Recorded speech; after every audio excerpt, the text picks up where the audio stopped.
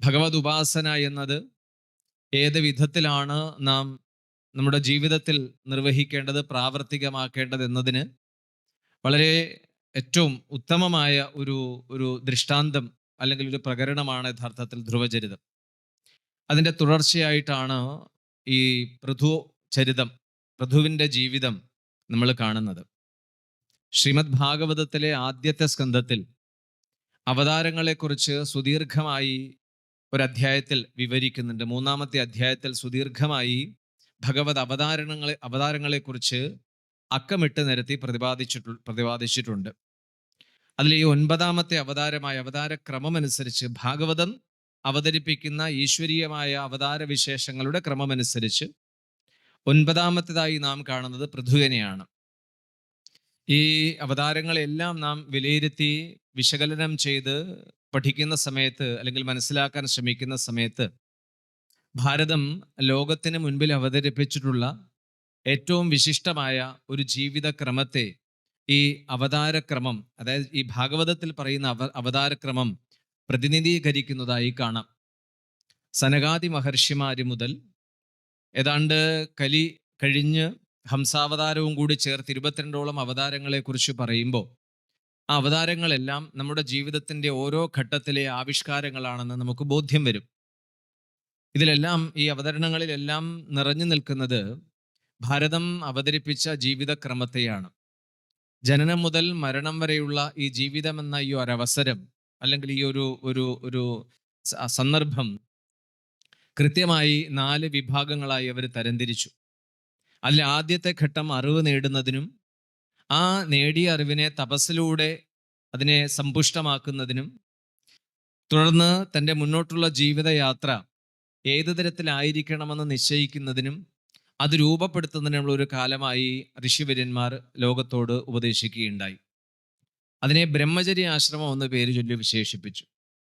രണ്ടാമത്തേത് നേടിയ അറിവും ലഭിച്ച പരിചയസമ്പത്തും ഉൾക്കാഴ്ചകളും തൻ്റെ ചുറ്റുപാടുകളിലുള്ള അവസരങ്ങളും സാധ്യതകളുമൊക്കെ സമന്വയിപ്പിച്ചുകൊണ്ട് ജീവിതം എന്ന കർമ്മരംഗത്തെ ഏറ്റവും മനോഹരമായി, ഏറ്റവും വിപുലമായി ആവിഷ്കരിക്കുക എന്ന രണ്ടാമത്തെ ഘട്ടത്തെ അവർ ഗൃഹസ്ഥാശ്രമം എന്നും വിശേഷിപ്പിച്ചു.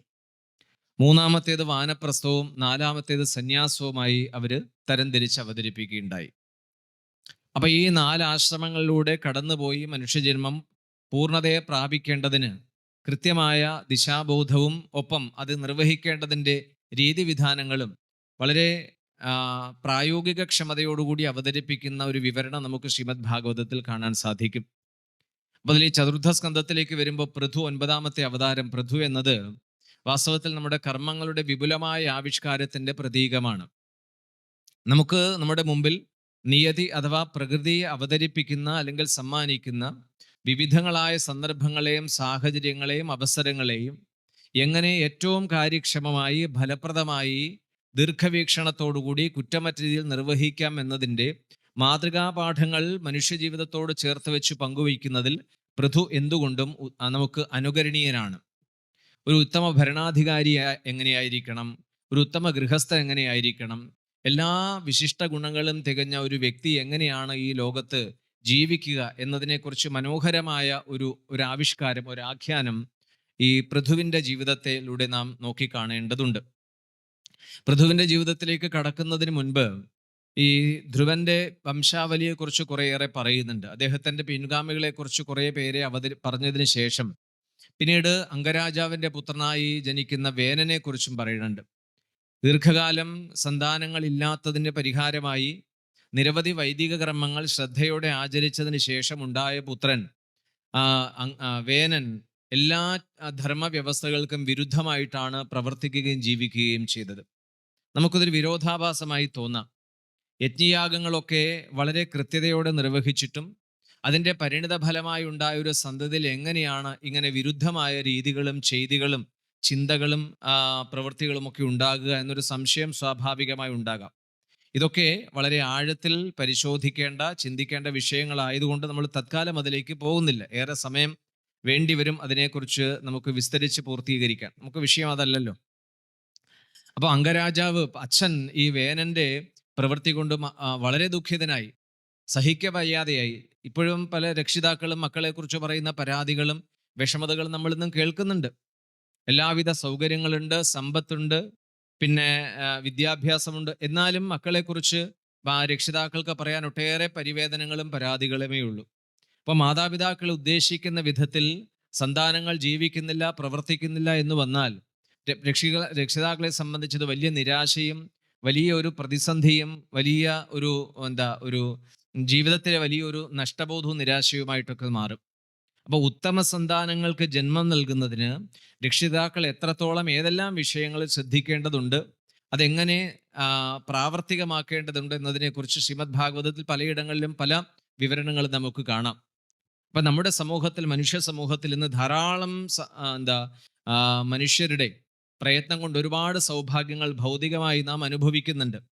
ഇത്രയൊക്കെ സൗകര്യങ്ങളും സൗഭാഗ്യങ്ങളും സന്തോഷത്തിന് വേണ്ടിയുള്ള രംഗവിധാനങ്ങളും ഒക്കെ ഉണ്ടായിട്ടും മനുഷ്യജീവിതം ഏറെക്കുറെ അസ്വസ്ഥതയിലും നിരാശയിലും അരക്ഷിതാവസ്ഥയിലും കടന്നു പോകുന്ന ഒരു യാഥാർത്ഥ്യം നമ്മുടെ മുമ്പിൽ ഇങ്ങനെ നിവർന്നു നിൽക്കുന്നുണ്ട്.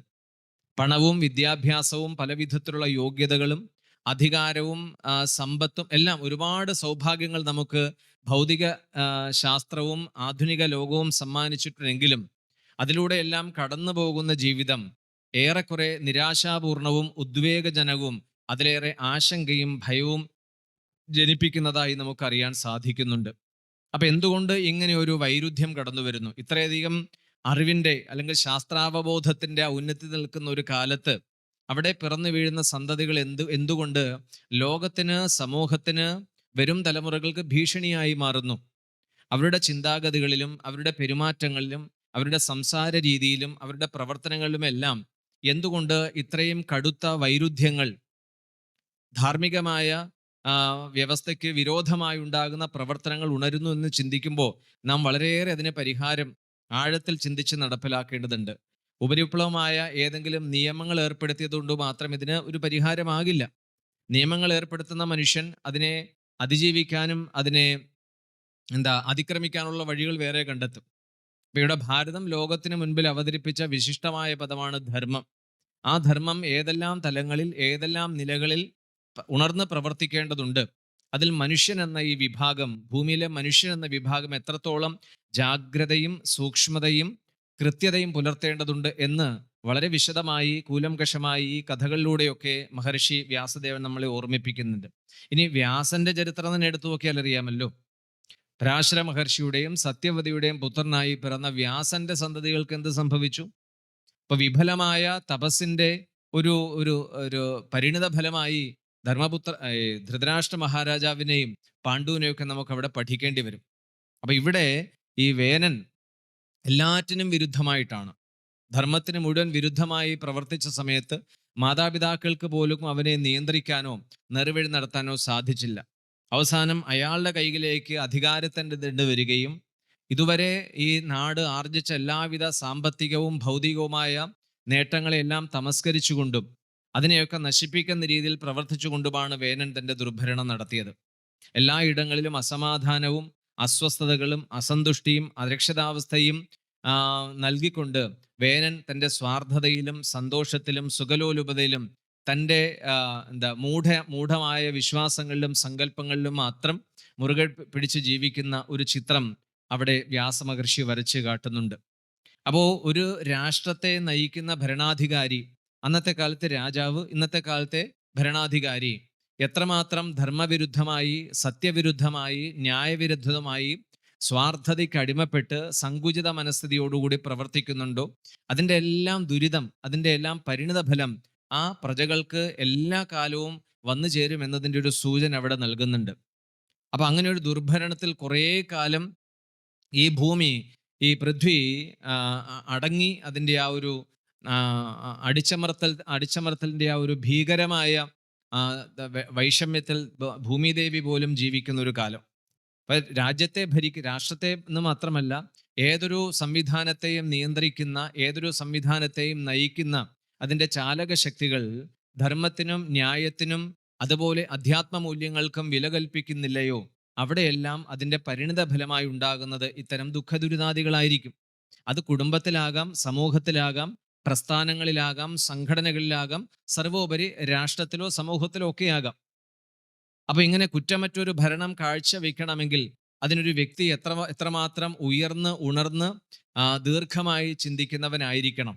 അപ്പൊ അതിൻ്റെ കൃത്യമായ മാർഗരേഖകൾ ഒരു വ്യക്തിയിൽ ഒരു സമാജത്തെ നിയന്ത്രിക്കാനും സാമൂഹിക വ്യവസ്ഥകളെ പരിപാലിക്കാനും ജനങ്ങൾക്ക് ക്ഷേമം ഉറപ്പുവരുത്തുവാനും ഒരു വ്യക്തിയിൽ ചേർന്ന് നിൽക്കേണ്ട ഗുണമൂല്യ സവിശേഷതകൾ അഥവാ ഗുണമഹിമകൾ എന്തൊക്കെയാണെന്ന് ഋഷി അടിവരയിട്ട് പറയുന്നു. ആ അക്കമിട്ട് പറയുന്ന ഈ വിശിഷ്ട യോഗ്യതകളെയൊക്കെ ഒരു മനുഷ്യനോട് ചേർത്ത് വെച്ചാൽ ആ മനുഷ്യനെ നമുക്ക് ശ്രീമദ് ഭാഗവതത്തിലെ പൃഥു എന്ന് വിശേഷിപ്പിക്കാം. അപ്പൊ കർമ്മത്തിന്റെ അനന്തമായ സാധ്യതകളെ തിരിച്ചറിയുകയും അത് കാര്യക്ഷമമായി സ്വന്തം കരുത്തിൽ പ്രാവർത്തികമാക്കുകയും ചെയ്യുന്ന ഒരു വലിയ മനുഷ്യ സമൂഹത്തെ അല്ലെങ്കിൽ മനുഷ്യന്റെ ആ ഒരു ശ്രേഷ്ഠമായ ഒരു വ്യവസ്ഥയെ ഇവിടെ പൃഥുവിന്റെ ജീവിതം അനാവരണം ചെയ്യുന്നുണ്ട്. അപ്പൊ വേനന്റെ ദുർഭരണം കൊണ്ട് ഭൂമി വളരെ ദുഃഖിതയായി. പ്രജകൾക്കൊക്കെ, പ്രത്യേകിച്ച് സജ്ജനങ്ങൾക്ക്, സാധുക്കൾക്ക്, മര്യാദാനിഷ്ഠയോടുകൂടി ജീവിക്കുന്നവർക്കൊക്കെ വളരെയധികം ഭീഷണിയായി ധ്രുവന്റെ ഓരോ നടപടികളും നീക്കങ്ങളും. അപ്പൊ അവരെ പോലും ലോകക്ഷേമത്തിനു വേണ്ടി പ്രവർത്തിക്കുകയും പ്രാർത്ഥിക്കുകയും ജീവിക്കുകയും ചെയ്യുന്ന സാധുക്കൾക്ക് പോലും ഭയപ്പാടുണ്ടാക്കുന്ന വിധത്തിലുള്ള നടപടികളായിരുന്നു ഈ വേനന്റെ ഭാഗത്ത് ഉണ്ടായിരുന്നത്. അപ്പൊ എപ്പോഴും സമൂഹത്തിൽ ധർമ്മം നിലനിൽക്കണം, ജനങ്ങൾക്ക് അതുകൊണ്ട് ക്ഷേമമുണ്ടാകണം, സമാജത്തിൽ സമാധാനവും ശാന്തിയും എപ്പോഴും പുലരണം, സമൂഹം ആർജിച്ചിട്ടുള്ള എല്ലാ നന്മകളെയും എല്ലാ മേന്മകളെയും എല്ലാ ഭൗതികമായ നേട്ടങ്ങളെയും പരിപാലിച്ചും പരിപോഷിപ്പിച്ചും അതിനെ കൈമാറിയുമുള്ള ഒരു വ്യവസ്ഥയിലൂടെ ഈ ഭരണം എന്ന് പറയുന്ന ഒരു സംവിധാനം മുന്നോട്ട് ചലിക്കണം. അതിനുവേണ്ടി ഉചിതമായി ഇടപെടുകയും അഭിപ്രായങ്ങളും നിർദ്ദേശങ്ങളും നിരീക്ഷണങ്ങളും ഒക്കെ പങ്കുവയ്ക്കുകയും ചെയ്തുകൊണ്ട് സമാജത്തിൽ എപ്പോഴും ഈ ധർമ്മസ്നേഹികൾ ഉണ്ടായിക്കൊണ്ടേയിരിക്കും. ഇവിടെ വേനന്റെ കാര്യത്തിലും അത് സംഭവിച്ചിരുന്നു.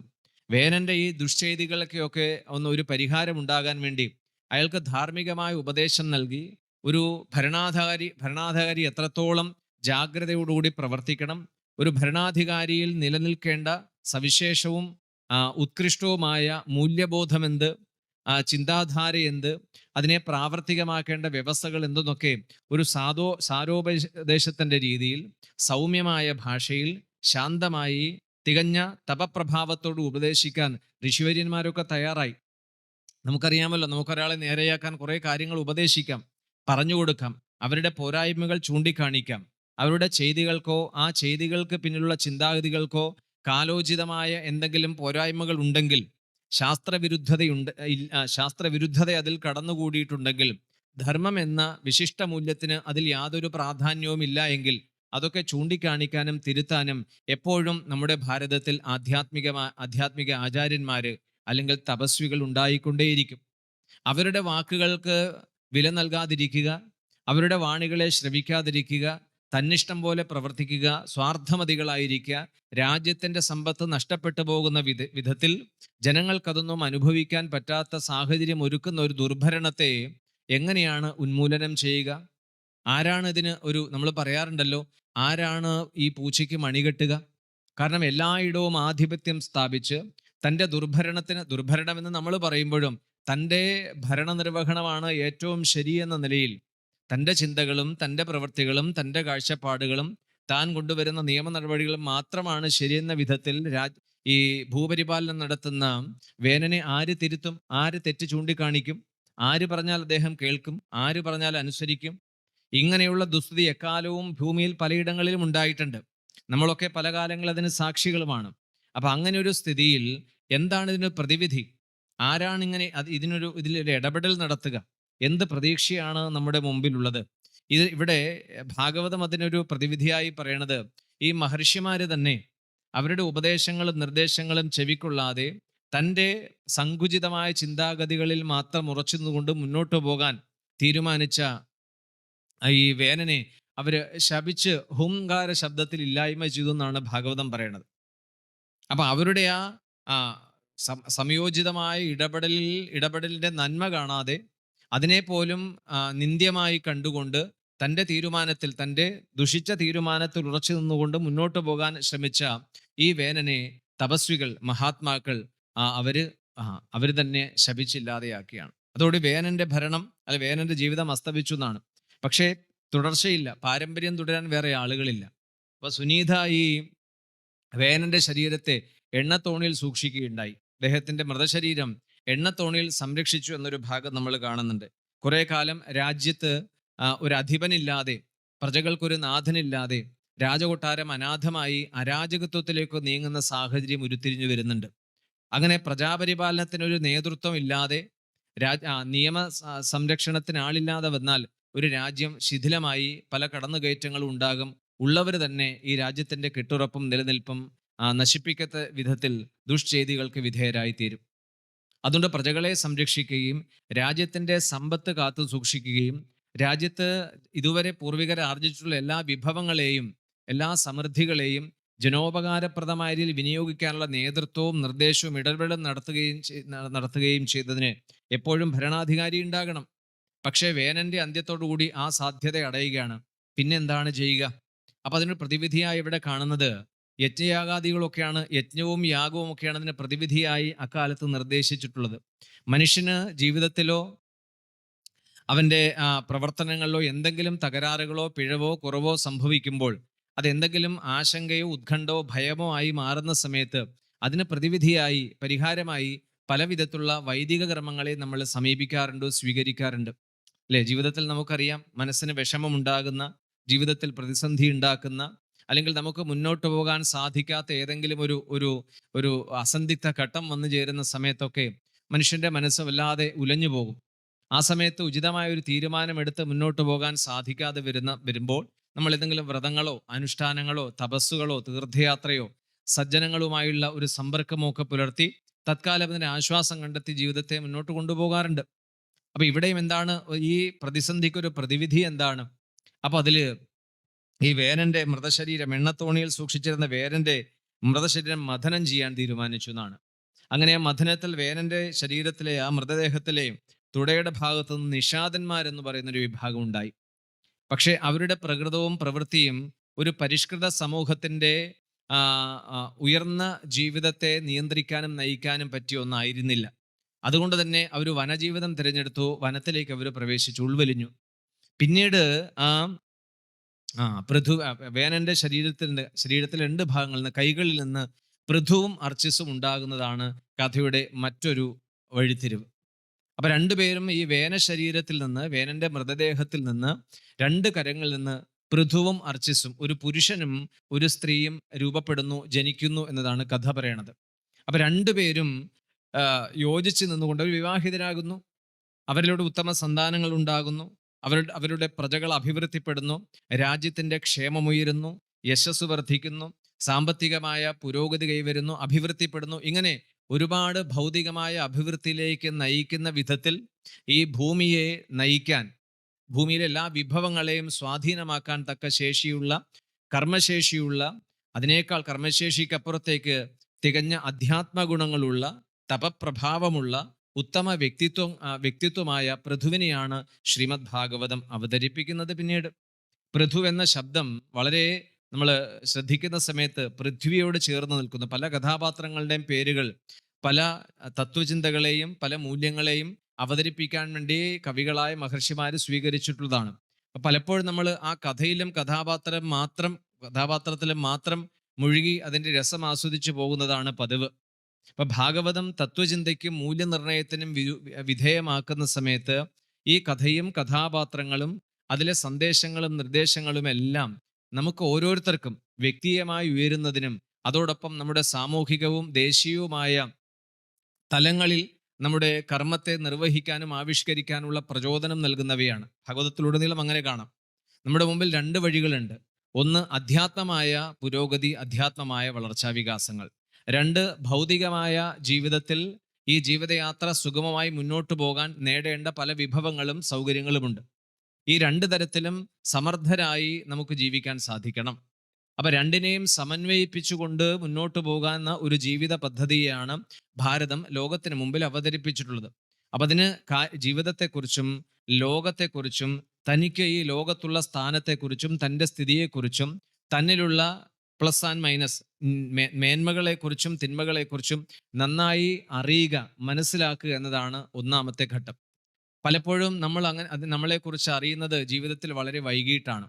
ഇപ്പൊ തന്നെ ഇവിടെ ഇത്രയും ശ്രോതാക്കൾ ഇരിപ്പുണ്ടല്ലോ, ശ്രദ്ധയോടെ ഇരിക്കുന്നു എന്ന് കരുതട്ടെ. അപ്പൊ നമുക്ക് ഭഗവാൻ ഒരു അനുഗ്രഹം അല്ല ഒരു വരം നൽകുന്നെന്ന് വിചാരിക്കുക. വിചാരിക്കുന്നതിനിപ്പം നമുക്ക് നഷ്ടമില്ലല്ലോ, രസീത് എടുക്കണ്ടല്ലോ. വിചാരിക്കുക നമ്മളൊന്ന് തിരിച്ചു പോവുകയാണ്. എവിടെ? നമ്മുടെ ബാല്യത്തിലേക്കൊന്ന് തിരിച്ചു പോവുകയാണ്. ബാല്യത്തിലേക്കൊന്ന് പോയി തിരിച്ചു വരാനുള്ള ഒരു അവസരം നമ്മുടെ ജീവിതത്തിൽ ഭഗവാൻ നൽകിയാൽ നമ്മൾ ഇങ്ങനെയാകുമോ? ഇപ്പൊ ഇരിക്കുന്ന നമ്മളായിരിക്കുമോ അങ്ങനെ ഒരു തിരിച്ചുപോയി മടങ്ങി വന്നാൽ ഉണ്ടാകുക? എന്താ അഭിപ്രായം? നമുക്ക് തിരിച്ചു പോകാൻ സാധിക്കുക. നമ്മൾ എവിടെ പഠിക്കണം, അല്ലേ? ഏത് ജോലിക്ക് വേണ്ടി ശ്രമിക്കണം, ഏത് കോഴ്സ് അതിനു വേണ്ടി പഠിക്കണം, എവിടെയൊക്കെ അതിനുവേണ്ടി പരിശ്രമിക്കണം, ആരോടെല്ലാം കൂട്ടുകൂടണം, എങ്ങനെയൊക്കെ ജീവിച്ചു മുന്നേറണം എന്നൊക്കെ നമ്മൾ കൃത്യമായി കൃത്യമായി നമ്മുടെ അനുഭവ പരിചയത്തിൽ നിന്നും ചില തീരുമാനങ്ങളിലെത്തും. ആ തീരുമാനത്തിന്റെ അടിസ്ഥാനത്തിൽ നമ്മൾ ജീവിതത്തെ പുനരാവിഷ്കരിക്കും. പക്ഷെ അങ്ങനെ റീടേക്കിന് ഇനി അവസരം ഇല്ലല്ലോ നമുക്ക് ജീവിതത്തിൽ. നമുക്ക് ഇപ്പോഴറിയാം നമ്മളെടുത്ത പല തീരുമാനങ്ങളും പല നിലപാടുകളുമൊക്കെ പലപ്പോഴും ശരിയായിരുന്നില്ല എന്ന് നമുക്ക് ഇപ്പോഴറിയാം. എന്തുകൊണ്ട്? ജീവിതത്തിന്റെ പക്വമായ ഒരു നിലയിലിരുന്നു കൊണ്ട് ഭൂതകാലത്തെ വിശകലനം ചെയ്യുന്ന സമയത്ത്, വിമർശന വിധേയമാക്കുന്ന സമയത്താണ് നമുക്ക് ഈ തിരിച്ചറിവ് ഉണ്ടായത്. പക്ഷെ ആ തിരിച്ചറിവിൽ നിന്നുകൊണ്ട് ഇനി മുന്നോട്ടുള്ള കാലത്തെ നമുക്ക് എങ്ങനെ രൂപപ്പെടുത്താൻ സാധിക്കും? ആ തിരിച്ചറിവ് നമുക്ക് നൽകിയ പാഠങ്ങളാണോ നമുക്ക് ജീവിതത്തെ മുന്നോട്ട് നയിക്കാൻ പ്രചോദനവും പ്രേരണയും ആയിട്ടുള്ളതെന്ന് ചോദിച്ചാൽ അല്ലേ അല്ല.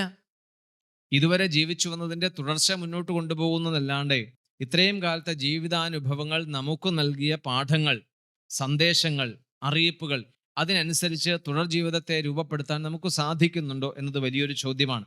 അങ്ങനെ സാധിക്കുന്നുവെങ്കിൽ ശിഷ്ടകാലം ജീവിതത്തിന്റെ സായാഹ്നം വളരെ ശാന്തവും സമാധാനപൂർണവും അതുപോലെ സ്വയം സംതൃപ്തി അനുഭവിച്ചുകൊണ്ടുള്ള ഒരു മടക്കയാത്രയ്ക്കായിരിക്കും നമ്മൾ തയ്യാറെടുക്കുക. അങ്ങനെ ആകുന്നുണ്ടോ എന്ന് ചോദിച്ചാൽ അത് രണ്ടാമത് ഒന്നുകൂടി ആലോചിക്കേണ്ടി വരും.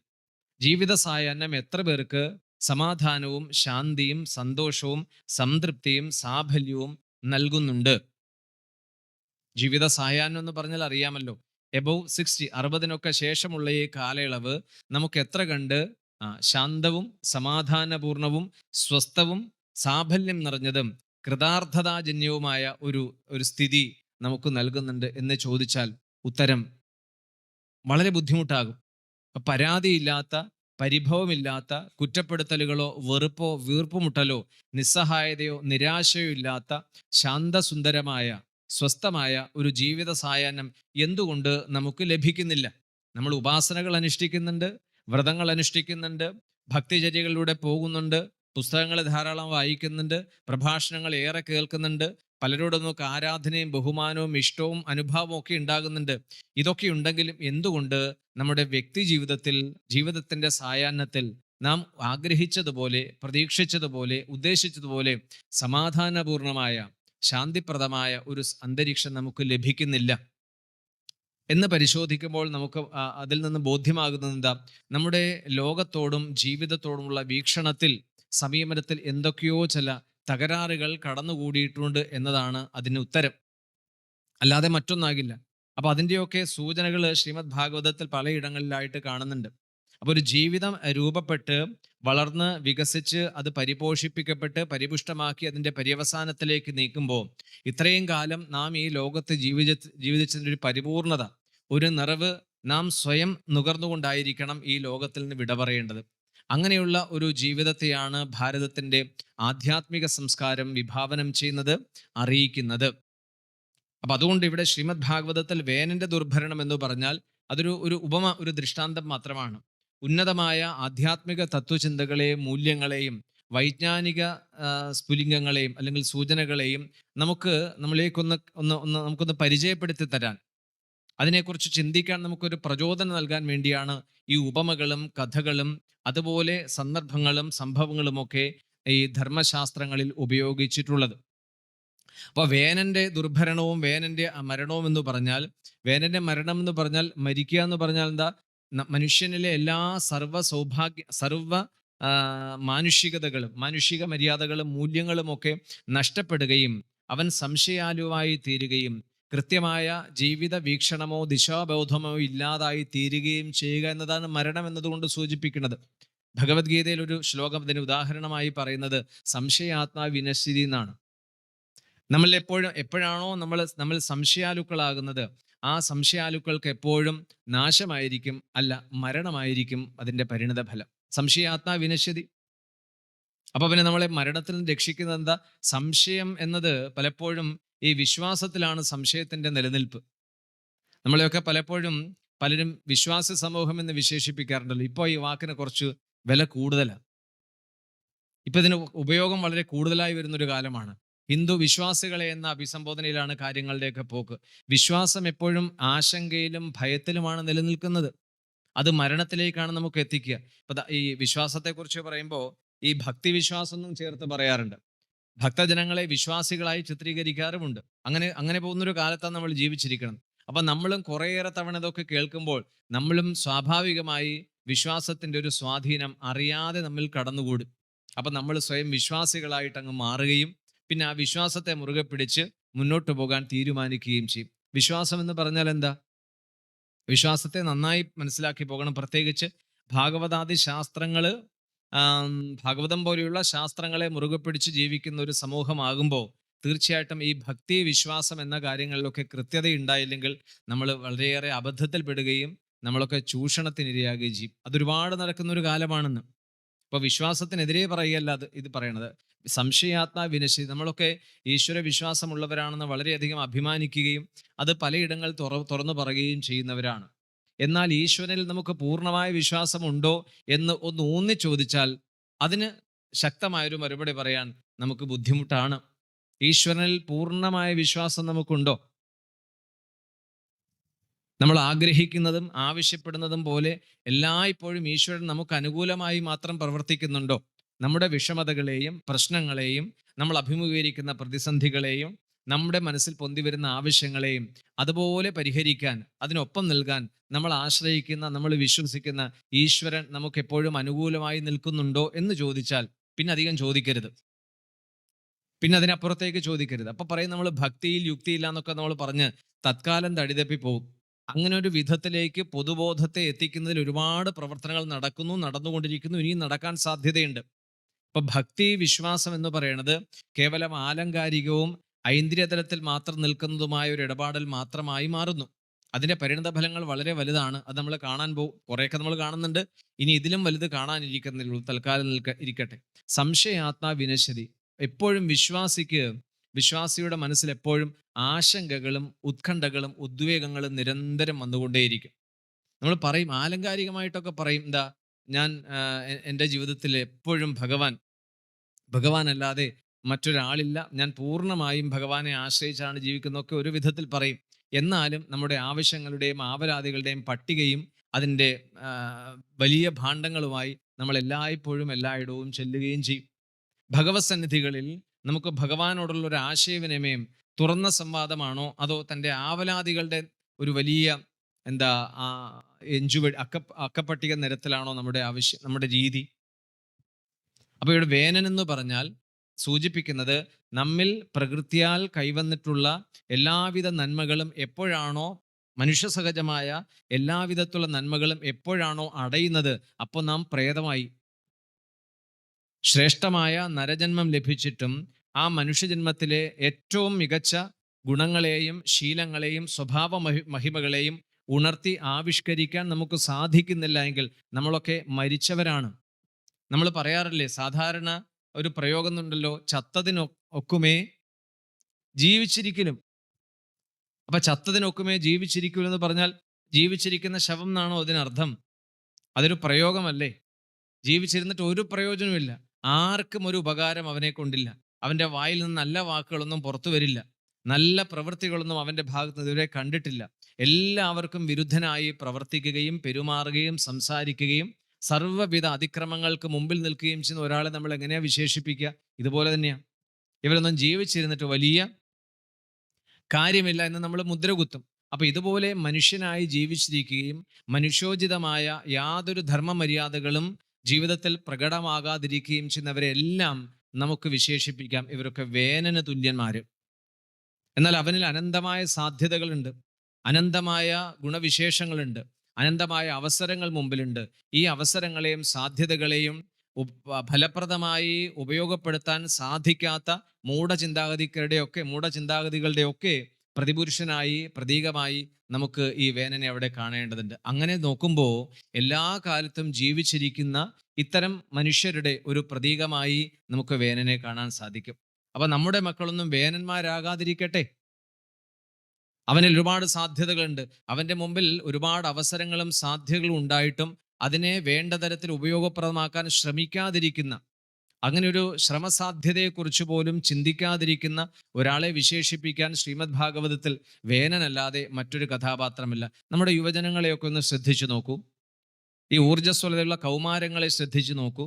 അവരുടെ ജീവിതത്തിന്റെ രീതിയും ചിന്താഗതിയും അവരുടെ സംഭാഷണ ശൈലിയും വിനോദോപാധികളും ഒക്കെ ശ്രദ്ധിച്ചാൽ ഇത് നമുക്കവിടെ തിരിച്ചറിയാൻ സാധിക്കും.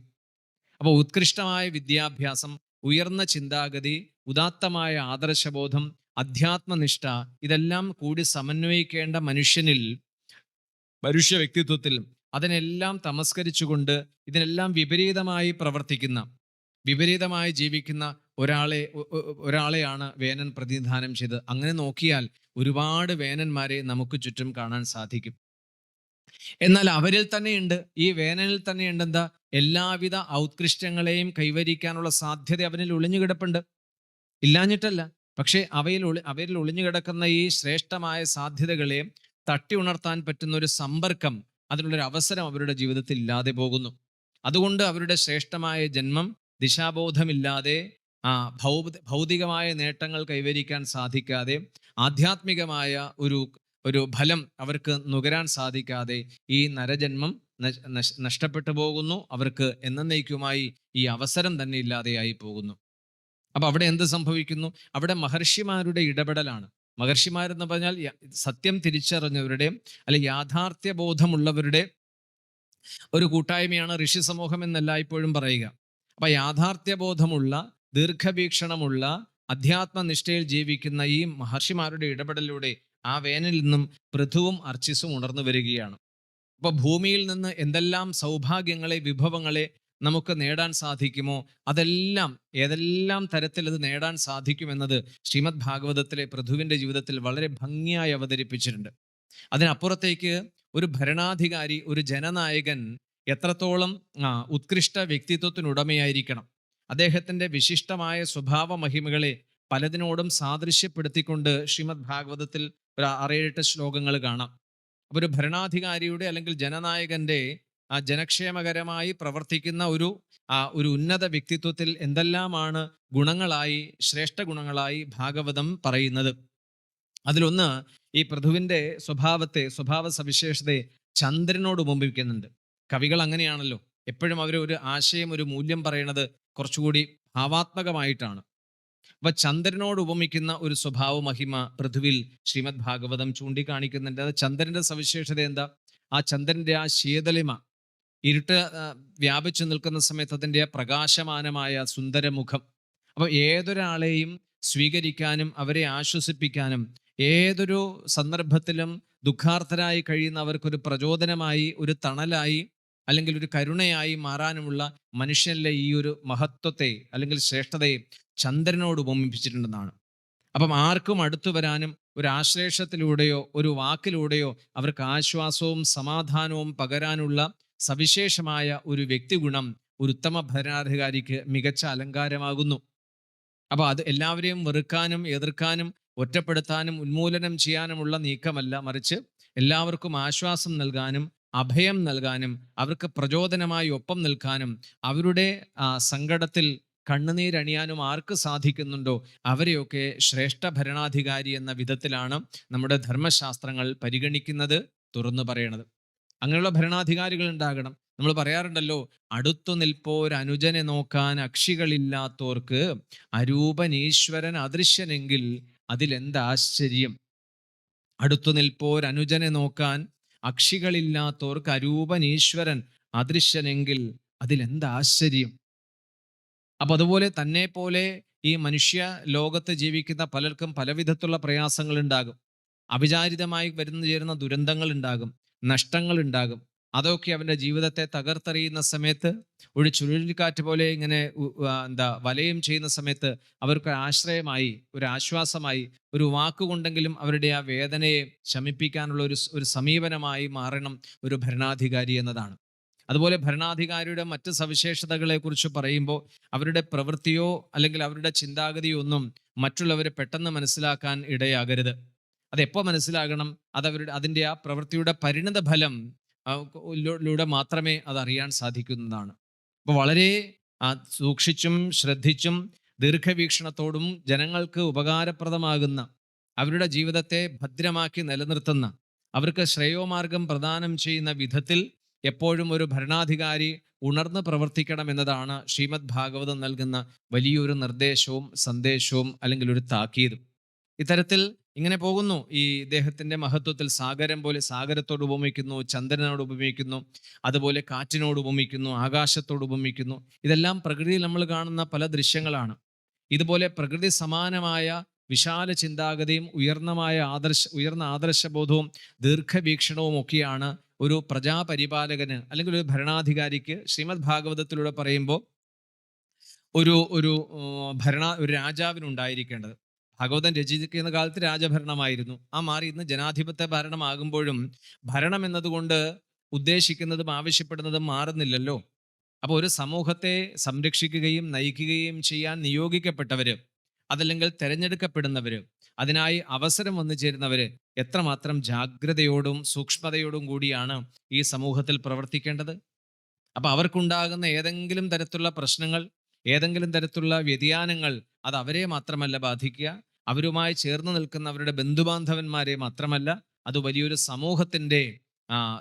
സമൂഹത്തിന്റെ ജീവിതത്തെ ഒട്ടാകെ ബാധിക്കുമെന്നൊരു സൂചന വേനലിലൂടെയും ഒപ്പം പൃഥുവിലൂടെയും ശ്രീമദ് ഭാഗവതം തരംതിരിച്ച് കാണിക്കുന്നുണ്ട്. അപ്പൊ ഇത് ഭരണാധികാരിയിൽ മാത്രമല്ല, ഏതൊരു നേതൃത്വത്തിൽ ഇരിക്കുന്നവരും ഈ ഗുണങ്ങളെ ആർജിക്കേണ്ടതാണ്. ഇതെങ്ങനെ ആർജിക്കാൻ സാധിക്കും? അത് തപസ്സിലൂടെയാണ് ആർജിക്കേണ്ടത്. എന്തെല്ലാം തപസ്സിലൂടെ ആർജിക്കേണ്ടത്? എന്തെല്ലാം? ക്ഷമ, അത് വലിയൊരു ശീലമാണ്. ഇവിടെ തിതിക്ഷ എന്നാണ് ശ്രീമദ് ഭാഗവതത്തിൽ അദ്ദേഹത്തിന്റെ വിശിഷ്ട ഗുണമായി പറയുന്നത്. എന്തും സഹിക്കാൻ. ഒരു താപസൻ അദ്ദേഹത്തിന്റെ ഈശ്വരപ്രാപ്തി എന്ന ലക്ഷ്യത്തിലേക്ക് സഞ്ചരിക്കുമ്പോൾ ആദ്യം ആർജിക്കേണ്ട ഒരു ഗുണമായിട്ടാണ് തിതിക്ഷയെ സൂചിപ്പിക്കുന്നത്. തിതിക്ഷ എന്ന് പറഞ്ഞാൽ സഹനം സർവ്വദുഃഖാനാം അപ്രതീകാരപൂർവകം ചിന്താവിലാപരഹിതം സാ തിതിക്ഷ എഴുതിയത്.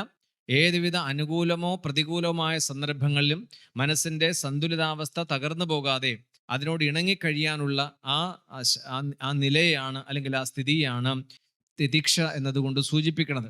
അതിൻ്റെ പ്രാഥമിക നടപടിക്രമങ്ങൾ മാത്രമാണ് ക്ഷമ എന്നതിലൂടെ നമ്മൾ സ്വായത്തമാക്കേണ്ടത്. ക്ഷമയ്ക്കും അപ്പുറമാണ് തിതിക്ഷ എന്ന് പറയുന്നത്.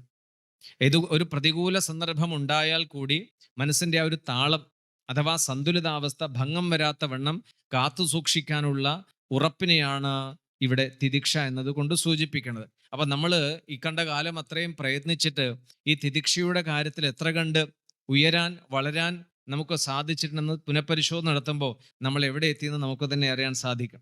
അത് ഭക്തിയനുഷ്ഠാനങ്ങളിലൂടെ ആകട്ടെ, യോഗചര്യയിലൂടെ ആകട്ടെ, ശാസ്ത്ര പഠനത്തിലൂടെ, മറ്റ് സാധനാനുഷ്ഠാനങ്ങളിലൂടെയോ പ്രതികൂല സാഹചര്യങ്ങളെ അഭിമുഖീകരിക്കുന്ന സമയത്ത് നമ്മുടെ മനസ്സ് എത്രത്തോളം വികാരഭരിതമാകുന്നു, ആ വികാരഭരിതരായ നമ്മുടെ മനസ്സ് എത്രത്തോളം ക്ഷുഭിതമാകുന്നു, അത് നമ്മുടെ സമാധാനമായ അന്തരംഗത്തെ തകർക്കുന്നെന്ന് നമുക്കൊക്കെ അറിയാവുന്നതാണ്, ബോധ്യം വരുന്നതാണ്. അതുകൊണ്ട് ഏതൊരു പ്രതികൂല സാഹചര്യത്തെയും അതിജീവിക്കാൻ തക്കവണ്ണം മനസ്സിനെ സജ്ജമാക്കുക, ശക്തമാക്കുക എന്നത് അധ്യാത്മ സാധനയിൽ മാത്രമല്ല, ലോക വ്യവഹാരങ്ങളിലും അനിവാര്യമായ ഒരു ശ്രേഷ്ഠ ഗുണമാണ്. അത് പൃഥുവിലൂടെ ശ്രീമദ് ഭാഗവതം നമ്മെ ഓർമ്മപ്പെടുത്തുന്നു.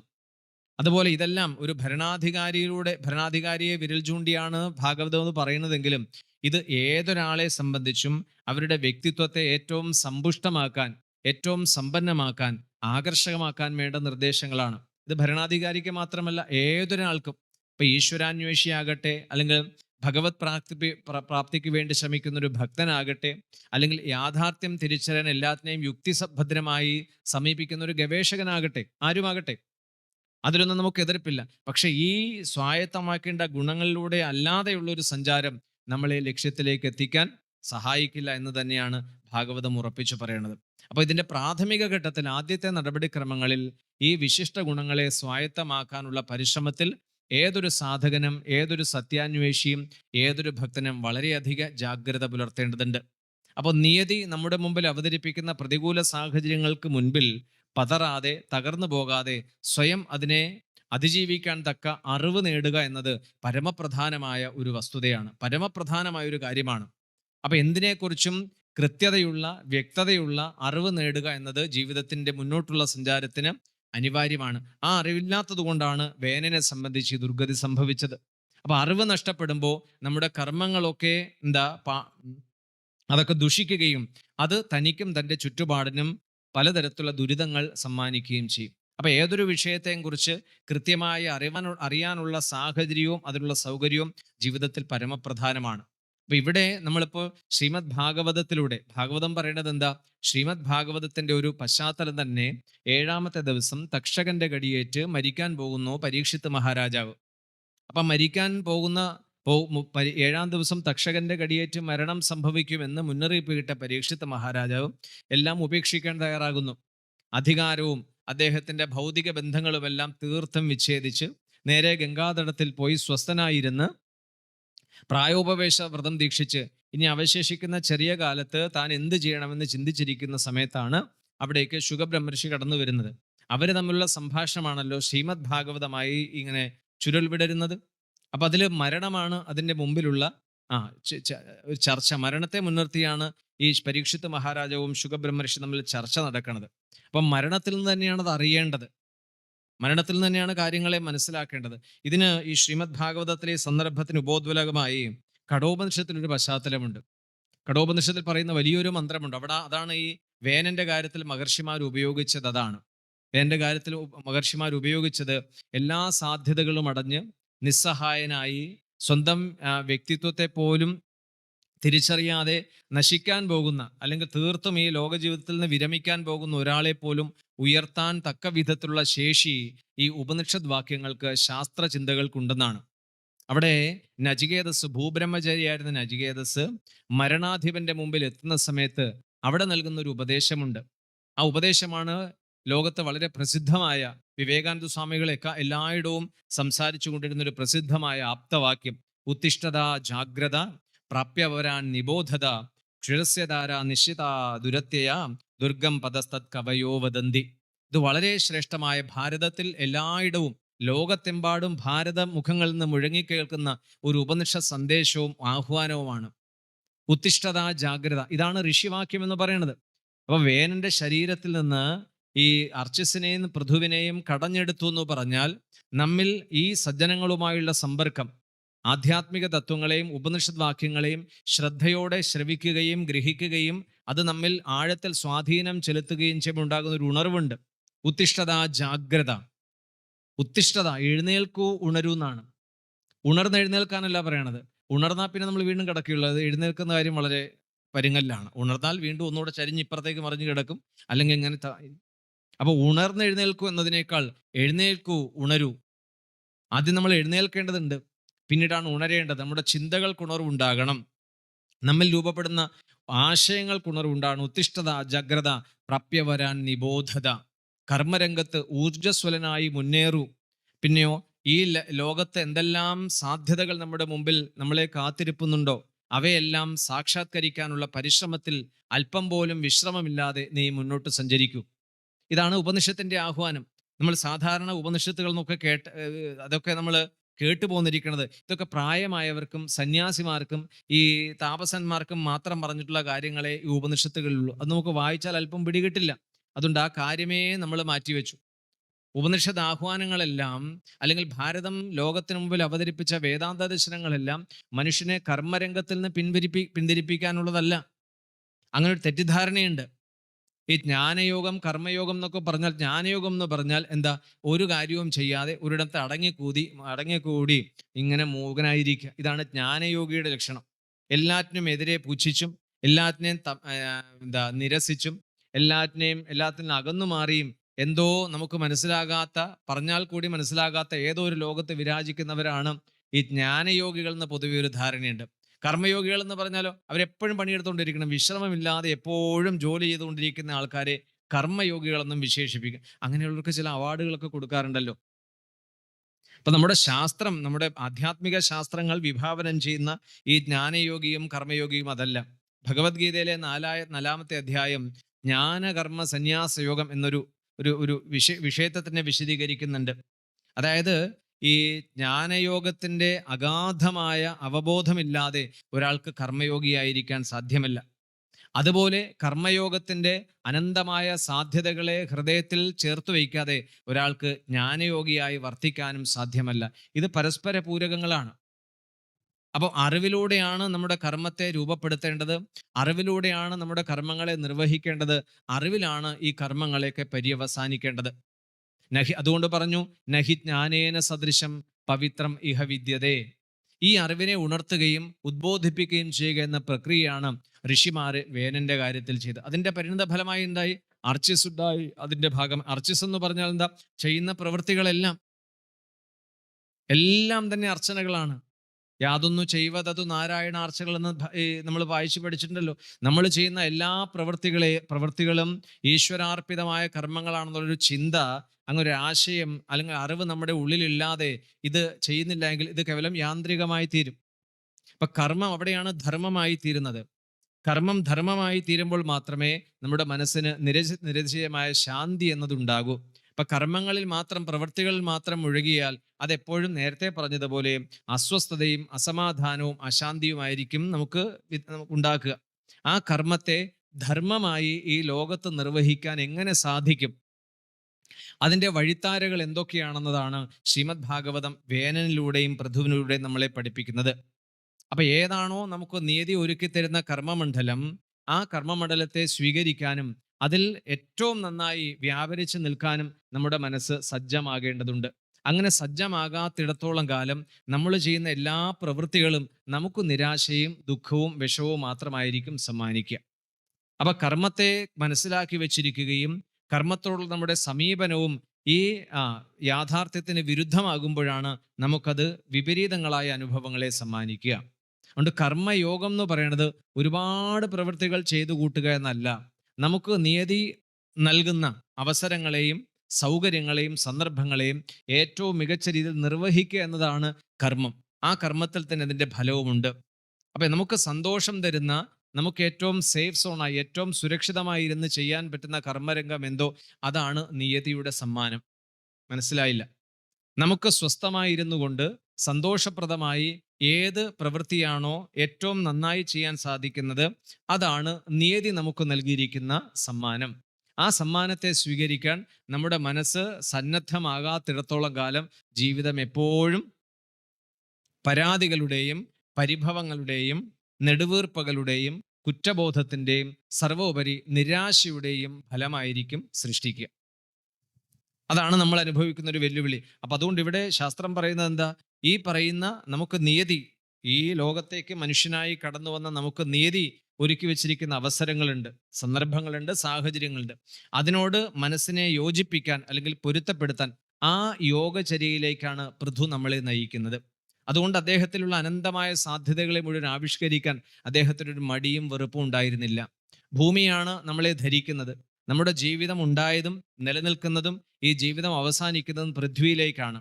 അച്ഛനമ്മമാർ കഴിച്ച ആഹാരത്തിൽ നമ്മുടെ ശരീരം ഉണ്ടായി, ആ ശരീരം അന്നം കൊണ്ട് വളർന്നു, അന്നത്തിൽ നിലനിന്നു. അന്നം അല്ലാതാകുമ്പോൾ ഈ ശരീരം തന്നെ മറ്റു പലതിനും അന്നമായി തീരും. അപ്പൊ അതുകൊണ്ട് അത് തിരിച്ചറിഞ്ഞ് നമ്മുടെ ഊർജം, നമ്മൾ ആർജിച്ചിരിക്കുന്ന അറിവ്, നമ്മിലുള്ള കർമ്മശേഷിയെ മുഴുവൻ എത്രത്തോളം ഈ ലോകത്ത് അവസരങ്ങളെയും സാധ്യതകളെയും സാക്ഷാത്കരിക്കാൻ സാധിക്കുമോ അതെല്ലാം നാം എപ്പോഴും ചെയ്തുകൊണ്ടേയിരിക്കണം. ഇത്തരത്തിലുള്ളൊരു പ്രചോദനവും പ്രേരണയുമായിരിക്കണം നമ്മുടെ വിദ്യാർത്ഥികൾക്ക് വിദ്യാഭ്യാസത്തിലൂടെ നൽകേണ്ടത്. പക്ഷേ ഇപ്പോൾ നമ്മുടെ വിദ്യാഭ്യാസത്തിൻ്റെ രീതി, ഒരു പഠന സമ്പ്രദായം ഇതിൽ നിന്നൊക്കെ തികച്ചും അകന്നു മാറിയിട്ടാണ്. അപ്പൊ നമുക്ക് ഇവിടെ നമുക്കൊക്കെ അറിയാം, നമ്മൾ എന്തെല്ലാം നിയമങ്ങളും എന്തെല്ലാം ശാസ്ത്ര വിഷയങ്ങൾ നമ്മൾ പഠിച്ചു. ഒന്നാം ലോക മഹായുദ്ധവും അതിൻ്റെ കാരണങ്ങളും ഫലങ്ങളും എത്ര തല്ലുകൊണ്ട് കാണാതെ പഠിച്ചിട്ടുണ്ട്.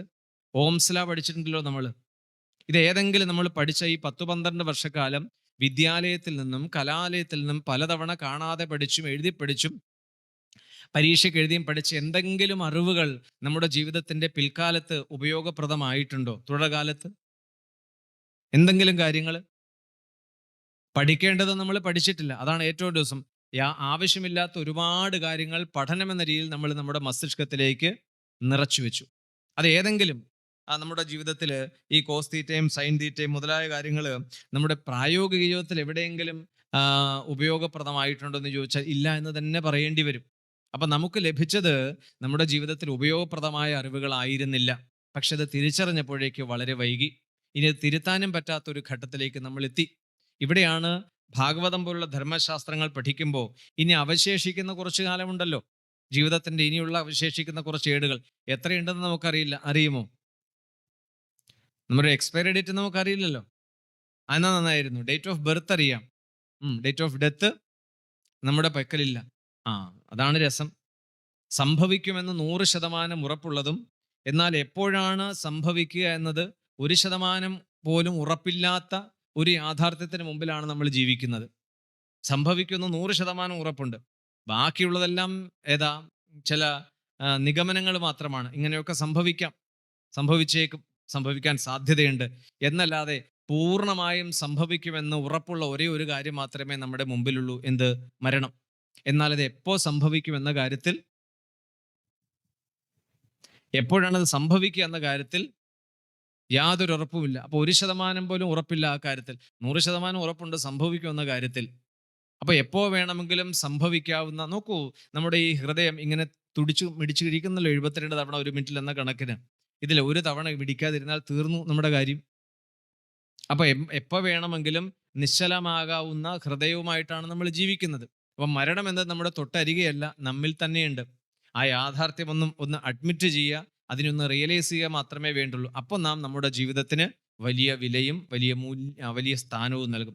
അല്ലാത്തിടത്തോളം കാലം നമ്മൾ അലസരായിരിക്കും. ആ അലസതയുടെ പ്രതീകമാണ് ഇവിടെ വേനൻ എന്ന് പറയുന്നത്. അതുകൊണ്ട് അത്യപൂർവമായി മനുഷ്യജന്മം ഏറ്റവും ശ്രേഷ്ഠമായ ഒരു ലക്ഷ്യത്തിലേക്ക് നയിക്കാനാണ് ഋഷി ആഹ്വാനം ചെയ്തത്. അതാണ് കഠോപനിഷത്തിന്റെ ആഹ്വാനം. ക്ഷുരസ്യധാര നിശിതാദുരത്യയാം ദുർഗം പദസ്തത് കവയോ വദന്തി. കവികൾ, മഹാത്മാക്കൾ, അല്ലെങ്കിൽ ശാസ്ത്ര ചിന്തകളെ സ്വാധീനമാക്കിയവരെല്ലാം പറയണു ക്ഷുരസ്യധാര നിശിത ഗുഹത്യ. ഇത് ഈ മൂർച്ചയേറിയ ഈ വാൾമുനയുടെ മുകളിലൂടെ നടക്കുന്നതാണ് ഈ സത്യാന്വേഷണം. എപ്പോ വേണമെങ്കിലും പാളി പുറത്തേക്ക് പോകാം, എപ്പോ വേണമെങ്കിലും ആ യാത്ര മുറിഞ്ഞ് അവസാനിക്കാം. അപ്പൊ അത്രയും സൂക്ഷ്മതയോടെ, ശ്രദ്ധയോടെ, വളരെയധികം നിഷ്ഠയോടുകൂടി പാലിക്കേണ്ടതാണ് മനുഷ്യ ജീവിതത്തിലെ ഈ സത്യാന്വേഷണം അല്ലെങ്കിൽ ആത്മാന്വേഷണം എന്നുള്ളത്. അപ്പൊ അതുപോലെ തന്നെ ഈ ലോക വ്യവഹാരങ്ങളിൽ പല വിധത്തിലുള്ള നേട്ടങ്ങൾ കൈവരിക്കുക എന്നതും അതുപോലെ പ്രധാനപ്പെട്ടതാണ്. അവയ്ക്ക് മുമ്പിൽ അലസരാകരുത്. അങ്ങനെ അലസരാകുമ്പോൾ നമ്മുടെ അവസരവും നമ്മുടെ ഊർജവും നമുക്കുള്ള നേട്ടങ്ങളുമെല്ലാം പാഴായി പോകുകയോ അതിൽ എത്താനുള്ള ദൂരം കൂടി വരികയോ ചെയ്യും. അപ്പൊ മനുഷ്യന് സാധിക്കാത്തതായിട്ട്, അവന്റെ കർമ്മശേഷിക്ക് സാധിക്കാത്തതായിട്ട്, അത് സാക്ഷാത്കരിക്കാൻ പറ്റാത്തതായിട്ട് ഒന്നുമില്ല എന്നതല്ലേ നമ്മൾ ഇന്ന് അനുഭവിക്കണതെല്ലാം. എത്രയോ പേര്, എത്രയോ പൃഥുക്കളെ നമുക്ക് നമ്മുടെ ചുറ്റും കാണാം. എണ്ണിപ്പറയാൻ ഒരുപാട് പേരുണ്ട്. നമുക്കറിയാം, നമുക്ക് ഏറ്റവും പരിചിതനായ മെട്രോമാൻ ഇ ശ്രീധരൻ അല്ലേ? പൃഥുവിന്റെ വർത്തമാനകാല ജീവിതത്തിലെ ഉത്തമ ഉദാഹരണമായി നമുക്ക് അദ്ദേഹത്തെ സ്വീകരിക്കാവുന്നതേ ഉള്ളൂ. ഈ കുറഞ്ഞ കാലയളവിൽ അസാധ്യമെന്ന് തോന്നിയേക്കാവുന്ന ഏതെല്ലാം നേട്ടങ്ങളെയാണ് ഈ ലോകത്തിന്റെ ക്ഷേമത്തിന്, മനുഷ്യന്റെ നന്മയ്ക്ക് വേണ്ടി വിഭാവനം ചെയ്യുകയും പ്രാവർത്തികമാക്കുകയും ചെയ്തത്. അപ്പൊ സാധിക്കാത്തതല്ല. അപ്പൊ അതിനുള്ള ശേഷി മനുഷ്യരിലുണ്ട്. അപ്പൊ അവനവന്റെ കർമ്മരംഗത്തെ ഏറ്റവും മികച്ച രീതിയിൽ ആവിഷ്കരിക്കാനുള്ള ഇച്ഛാശക്തിയും അതിനുള്ള നിശ്ചയദാർഢ്യവും അതിനുള്ള കുശലതയും ഒരാളിൽ ഉള്ളത്, അത് ഉപയോഗിക്കാത്തിടത്തോളം കാലം നമ്മളൊക്കെ വേനന്മാരായി ജീവിച്ച് വേനന്മാരായി തീരും. അതായത് ചത്തതിനൊക്കുമേ ജീവിച്ചിരിക്കലും എന്ന നിലയിലെത്തും. അപ്പൊ അതുകൊണ്ട് എപ്പോഴും നമ്മൾ യുവാക്കളെ, പുതിയ തലമുറയെ അവർക്ക് എപ്പോഴും മുന്നോട്ട് പോകാനുള്ള വഴി തുറന്നു കൊടുക്കുകയും അവർക്ക് ആദർശധീരതയും അധ്യാത്മ ജിജ്ഞാസയും വളർത്തുകയും അനിവാര്യമാണ്. ആ ഒരു മോട്ടിവേഷൻ, ആ ഒരു പ്രചോദനം ഭാരതത്തിലെ ഋഷി ഇവിടെ ഉപയോഗിക്കുന്നതായി കാണാം. ഉത്തിഷ്ഠത ജാഗ്രത, എപ്പോഴും നമ്മൾ ഊർജ്ജസ്വലതയോടുകൂടി പ്രവർത്തിക്കണം. അത് സാധനയുടെ കാര്യത്തിലാണെങ്കിലും അങ്ങനെ തന്നെയാണ്. അധ്യാത്മ സാധനയുടെ, അതായത് ജീവിത ലക്ഷ്യം മോക്ഷമാണെന്ന് കണ്ട് ആ മോക്ഷത്തെ പ്രാപിക്കാൻ വേണ്ടി ശ്രമിക്കുന്നവർക്കും ഒരിക്കലും അലസത പാടില്ല എന്നാണ്. അവിടെയും അലസത നമുക്ക് വളരെ ബുദ്ധിമുട്ടാകും. നാളെ ആകട്ടെ, മറ്റന്നാളാകട്ടെ, 80 കഴിയട്ടെ, 84 പൂർത്തിയാകട്ടെ എന്ന് കരുതി കാത്തിരിക്കുന്നിടത്തോളം കാലം നമ്മുടെ അവസരങ്ങളും നമുക്ക് ലക്ഷ്യത്തിലേക്ക് എത്താനുള്ള ആ ഒരു കാലാവധിയും നമ്മിൽ നിന്ന് അകന്നു പോകുമെന്നല്ലാതെ പ്രയോജനം ഉണ്ടാകില്ല.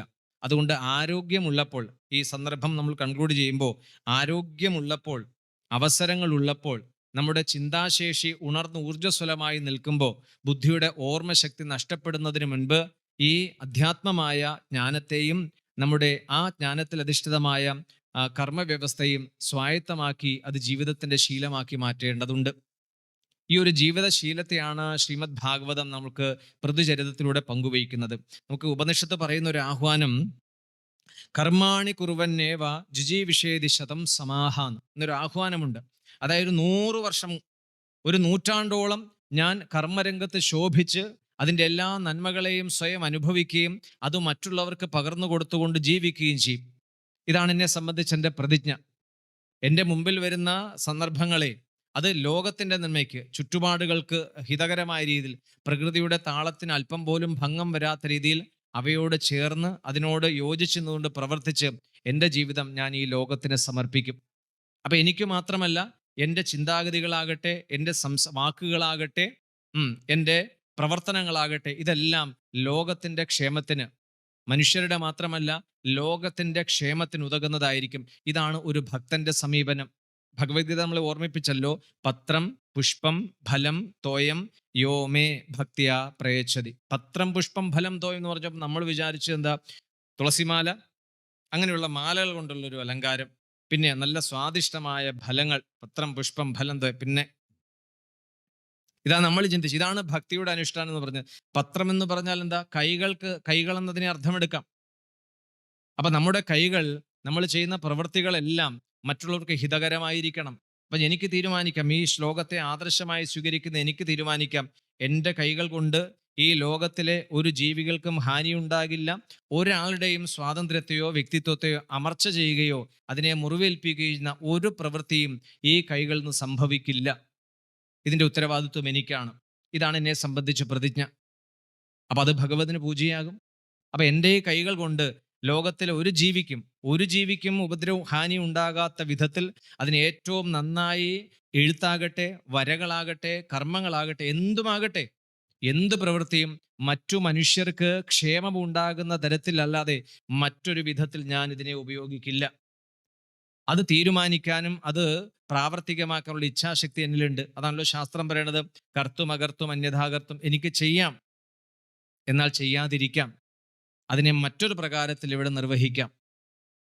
അപ്പോൾ ഏതൊരു കാര്യം ചെയ്യാനും ചെയ്യാതിരിക്കാനും, എന്നാൽ അവയെ കുറച്ചുകൂടി മനോഹരമാക്കി ആവിഷ്കരിക്കാനുള്ളൊരു സാധ്യത നമ്മിലുള്ളത് തിരിച്ചറിയാതെ പോകുമ്പോഴാണ് വേനനെ പോലുള്ള ദുർഭരണാധികാരികൾ സമൂഹത്തിൽ എല്ലായിടവും ഉണ്ടാകുന്നത്.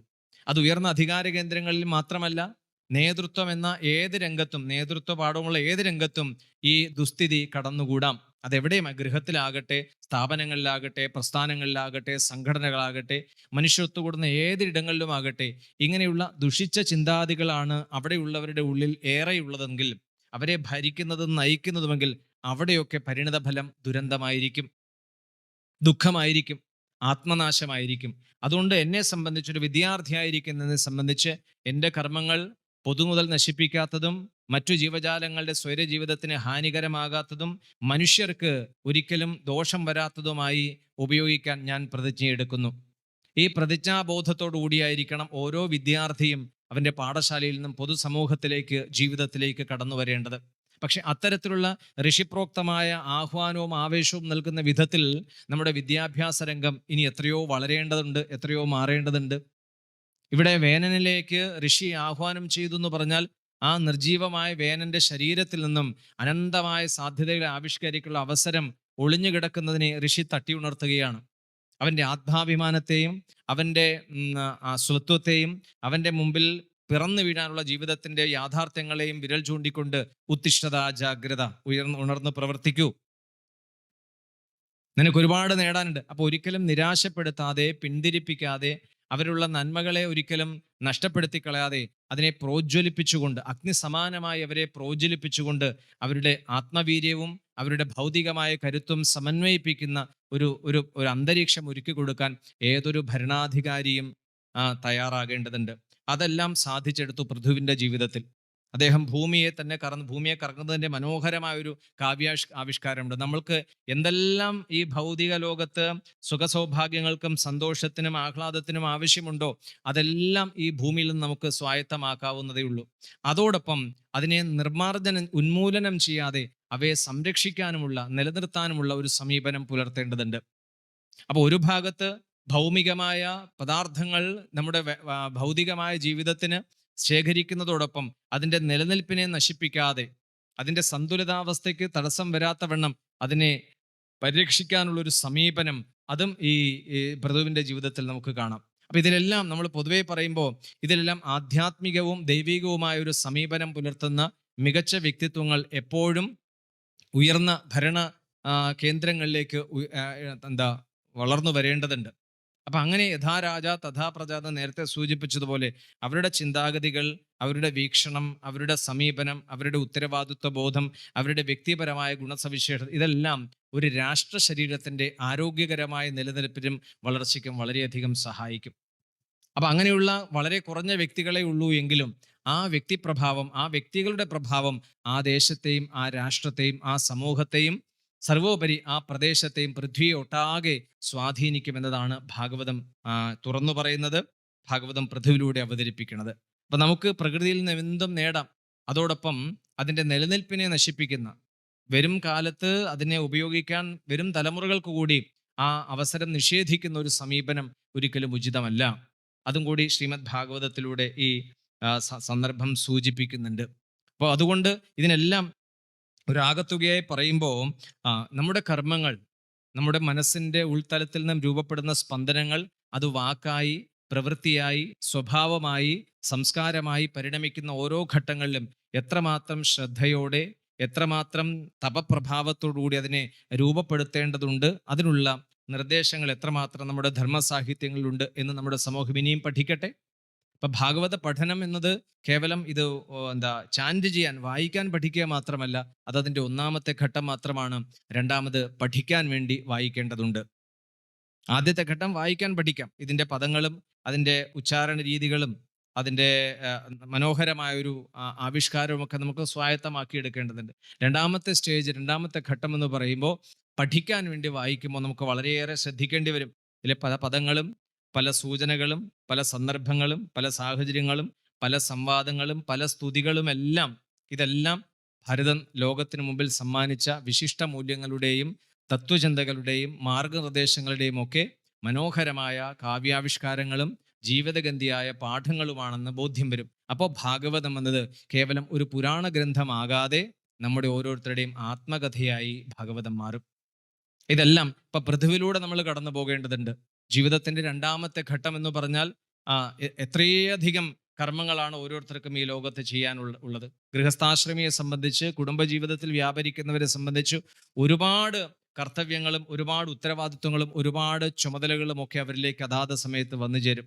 ഇപ്പൊ കുടുംബ പരിപാലനം എന്ന് പറയുന്ന ഒരു ചെറിയ ചുറ്റളവിൽ മാത്രം നിൽക്കുകയല്ല, അവരുടെ എല്ലാ പ്രവൃത്തികളും ആ പ്രവൃത്തിയിൽ കർമ്മത്തിന് അപ്പുറത്തേക്ക് യജ്ഞത്തിന്റെ രൂപത്തിൽ നിർവഹിക്കാനാണ് ഭാഗവതം നിർദ്ദേശിക്കുന്നത്. കർമ്മം വ്യക്തിഗതമായും യജ്ഞം സാമൂഹികമായും നിലനിൽക്കുന്നു. അപ്പൊ അവരുടെ പ്രവർത്തനങ്ങളെല്ലാം, അവരുടെ നേട്ടങ്ങളെല്ലാം, അവരുടെ സമ്പാദ്യങ്ങളെല്ലാം ആ വ്യക്തിയെ മാത്രം ചുറ്റിപ്പറ്റി നിൽക്കുന്നതല്ല, ഒരു സമൂഹത്തെ, ഒരു തലമുറയെ ഒട്ടാകെ സ്വാധീനിക്കാൻ ശേഷിയുള്ളതാണ് അവരുടെ കർമ്മം മുഴുവനും. അത്തരത്തിൽ കുറച്ചുകൂടി തുറന്ന് വിശാലമായി ചിന്തിക്കാൻ ഒരാളെ പ്രാപ്തനാക്കുന്നു, ഒരാളെ യോഗ്യനാക്കുന്നു ശ്രീമദ് ഭാഗവതത്തിലെ പൃഥ്വി. അതുകൊണ്ട് അദ്ദേഹത്തിന്റെ പ്രവർത്തനങ്ങളെല്ലാം കേവലം ഒരു വ്യക്തിയിൽ മാത്രം ഒതുങ്ങി അദ്ദേഹത്തിന്റെ സുഖ സൗകര്യങ്ങൾക്കും സന്തോഷങ്ങൾക്കും മാത്രമായിരുന്നില്ല. അദ്ദേഹത്തിന്റെ പ്രവർത്തനങ്ങളെല്ലാം പ്രജകളുടെ ക്ഷേമത്തിന് വേണ്ടി, ജനനന്മയ്ക്ക് വേണ്ടിയായിരിക്കണം. അപ്പൊ ഇത് ഭരണാധികാരികളുടെ ചുമതലയല്ലേ, നമുക്കിതിൽ യാതൊന്നും ചെയ്യാനില്ലെന്ന് പറഞ്ഞ് ഒഴിഞ്ഞു മാറി നിൽക്കലല്ല. നമുക്ക് പറ്റുന്നതാണ്. ഇതെല്ലാം ചില ആൾക്കാരുടെ മാത്രം ധർമ്മ സംരക്ഷണം എന്നത് ചില പ്രത്യേക വിഭാഗങ്ങളിൽപ്പെട്ട ആൾക്കാരുടെ മാത്രം ഉത്തരവാദിത്വവും നമ്മൾ അതിൽ നിന്ന് വേറിട്ട് നിൽക്കുന്നവരുമാണെന്നൊരു തോന്നൽ പൊതുവെ ഉണ്ടാകുന്നുണ്ട്. അപ്പൊ നമ്മൾ എല്ലാവരും തന്നെ ധർമ്മ സംരക്ഷണത്തിന്റെ ഭാഗമാകേണ്ടതുണ്ട്. നമ്മുടെ ചിന്തകൾക്ക്, നമ്മുടെ പ്രവർത്തനങ്ങൾക്ക് കൃത്യമായ ദിശാബോധം നൽകുന്ന ഈ ശാസ്ത്ര അവബോധവും കൂടിയാകുമ്പോൾ ആ കർമ്മം സ്വാഭാവികമായും യജ്ഞമായി തന്നെ പരിണമിക്കും. അപ്പൊ എൻ്റെ പ്രവൃത്തി എന്നത് എന്നെ സംബന്ധിച്ചു മാത്രമല്ല, ഈ സമൂഹത്തെ സംബന്ധിച്ചു മാത്രമല്ല, വരാൻ പോകുന്ന ഒട്ടനവധി തലമുറകളെ കൂടി അനുഗ്രഹിക്കാനുള്ളതാണ്.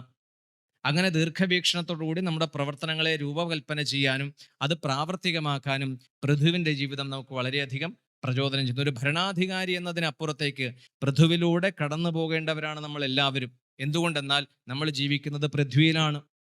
പൃഥ്വിയുടെ അനുഗ്രഹമാണ്, പൃഥ്വിയുടെ സമ്മാനങ്ങളാണ് നമ്മുടെ ജീവിതം. യഥാർത്ഥത്തിൽ നമ്മളൊക്കെ പൃഥ്വി സന്തതികളല്ലേ. അച്ഛനമ്മമാര് കഴിച്ച ആഹാരത്തിന്റെ അംശമാണ് നമ്മളായി രൂപപ്പെടുന്നത്. അവർ കഴിച്ച, അമ്മ കഴിച്ച ആഹാരത്തിൽ നിന്നും സ്വാംശീകരിച്ച സൂക്ഷ്മമായ കണികകളാണ് നമ്മുടെ ശരീരത്തെ രൂപകൽപ്പന ചെയ്തത്. അതിൽ വേറെ ഒരാൾക്കും ഇടപെടാൻ സാധിച്ചിട്ടില്ല. നമ്മൾ ഇത് നാലാമത്തെ സ്കന്ധത്തില് അല്ല മൂന്നാമത്തെ സ്കന്ധത്തില് കപിലോപദേശത്തിൽ അമ്മയോട് മകൻ ഈ കാര്യങ്ങൾ വിശദമായി പ്രതിപാദിക്കുന്നുണ്ട്. നമ്മൾ ഓരോരുത്തരും ഈ ഭൂമിയിലേക്ക് മനുഷ്യനായി കടന്നു വന്ന നാൾ വഴികൾ, അതിൻ്റെ രൂപരേഖ, അതിൻ്റെ ഉത്പത്തി, പരിണാമം, വികാസം, അതിൻ്റെ പര്യവസാനം, അതിൻ്റെ ആ ഒരു പ്രകടനം, ഇതെല്ലാം വഴിയാമണ്ണം കപില മഹർഷി അമ്മയ്ക്ക് വിശദീകരിച്ചു കൊടുത്ത് നമ്മൾ കേട്ടതാണ്. അപ്പൊ അതുകൊണ്ട് ഈ കർമ്മയോഗം എന്നത് കേവലം ചില ആൾക്കാരെ മാത്രം ബാധിച്ചു നിൽക്കുന്നതല്ല.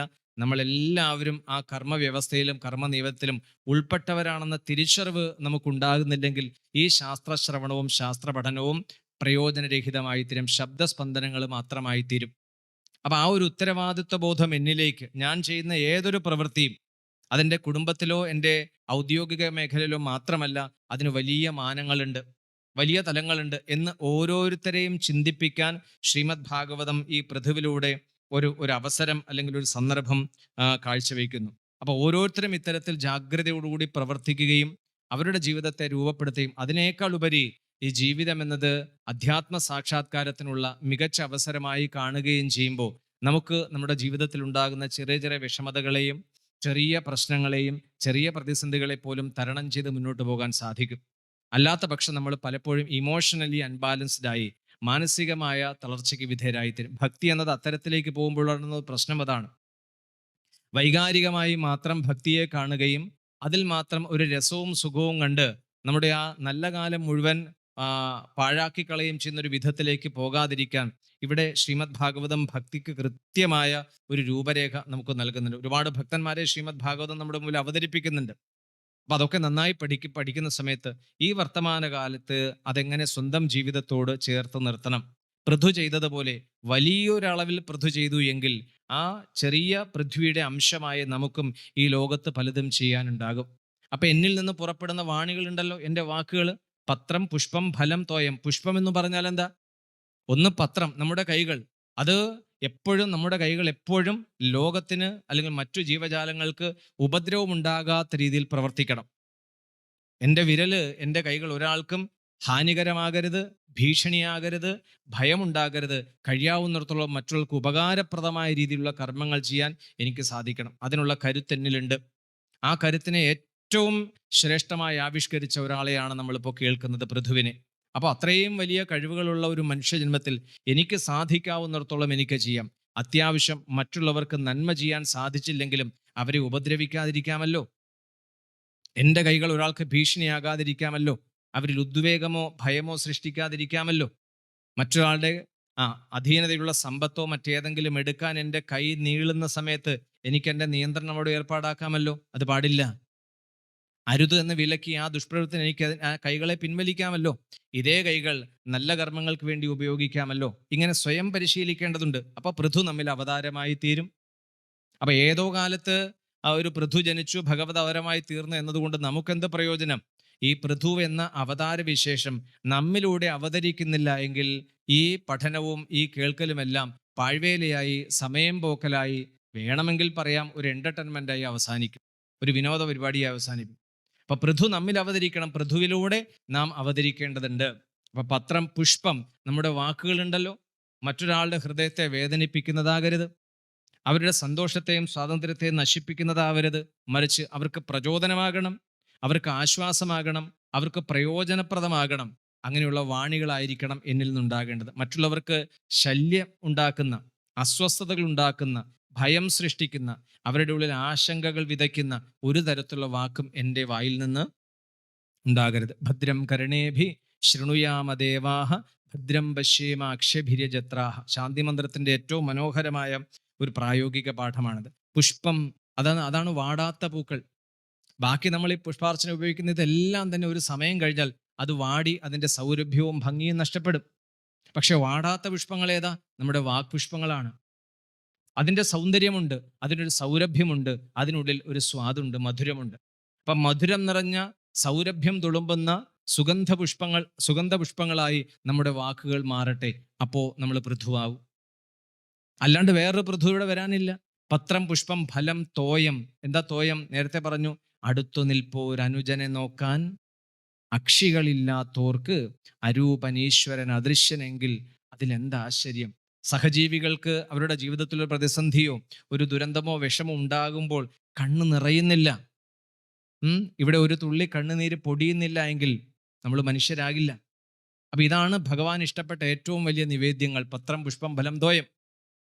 അപ്പൊ ഇത്തരത്തിൽ പൃഥുവായി സ്വയം മാറാനുള്ള, അതിലൂടെ ഒരു യജ്ഞമായി സ്വന്തം ജീവിതത്തെ ഈ ലോകത്ത് ആവിഷ്കരിക്കാനുള്ള, അവതരിപ്പിക്കാനുള്ള വലിയ ഒരു ആദർശത്തെ, അല്ലെ ഒരു സന്ദേശത്തെ, നിർദ്ദേശത്തെ ഈ ചരിതം ഉൾക്കൊള്ളുന്നു. അപ്പൊ നമ്മൾ വേനന്മാരാകാതെ പൃഥുവായി ജീവിക്കാൻ എപ്പോഴും തയ്യാറായിരിക്കും. വേനന്മാരിൽ എന്ന് പറഞ്ഞ എല്ലാ സാധ്യതകളെയും തച്ചുടയ്ക്കുന്നവൻ, എല്ലാ സാധ്യതകളെയും, എല്ലാ നേന്മകളെയും, നന്മകളെയും, മേന്മകളെയും മാറ്റിവെച്ചുകൊണ്ട് സ്വാർത്ഥതയിലും സ്വന്തം താല്പര്യത്തിലും മാത്രം ഒഴുകി ജീവിക്കുന്ന വേനന്മാരായി മാറാതെ എപ്പോഴും ഊർജ്ജസ്വലരായി, ഉന്മേഷവാന്മാരായി, മറ്റുള്ളവർക്ക് പ്രചോദനമായി, മറ്റുള്ളവർക്ക് എപ്പോഴും പിന്തുണയായി നിൽക്കുന്ന ഉത്കൃഷ്ട വ്യക്തികളായി മാറാൻ ഈ പൃഥുവിൻ്റെ ചരിതം ശ്രവണവും അതിൻ്റെ അനുസന്ധാനവും നമുക്ക് വളരെ പ്രചോദനമായി തീരും. അപ്പം ഏതെങ്കിലും ഒരു സമയത്ത് പൃഥുവിനെ കുറിച്ച് ചിന്തിക്കുക മാത്രമല്ല, ജീവിതത്തിലുടനീളം കർമ്മ രംഗത്ത് വ്യാപിച്ചു നിൽക്കുന്നിടത്തോളം പൃഥു നമുക്കൊരു മാർഗനിർദ്ദേശകനായിരിക്കണം,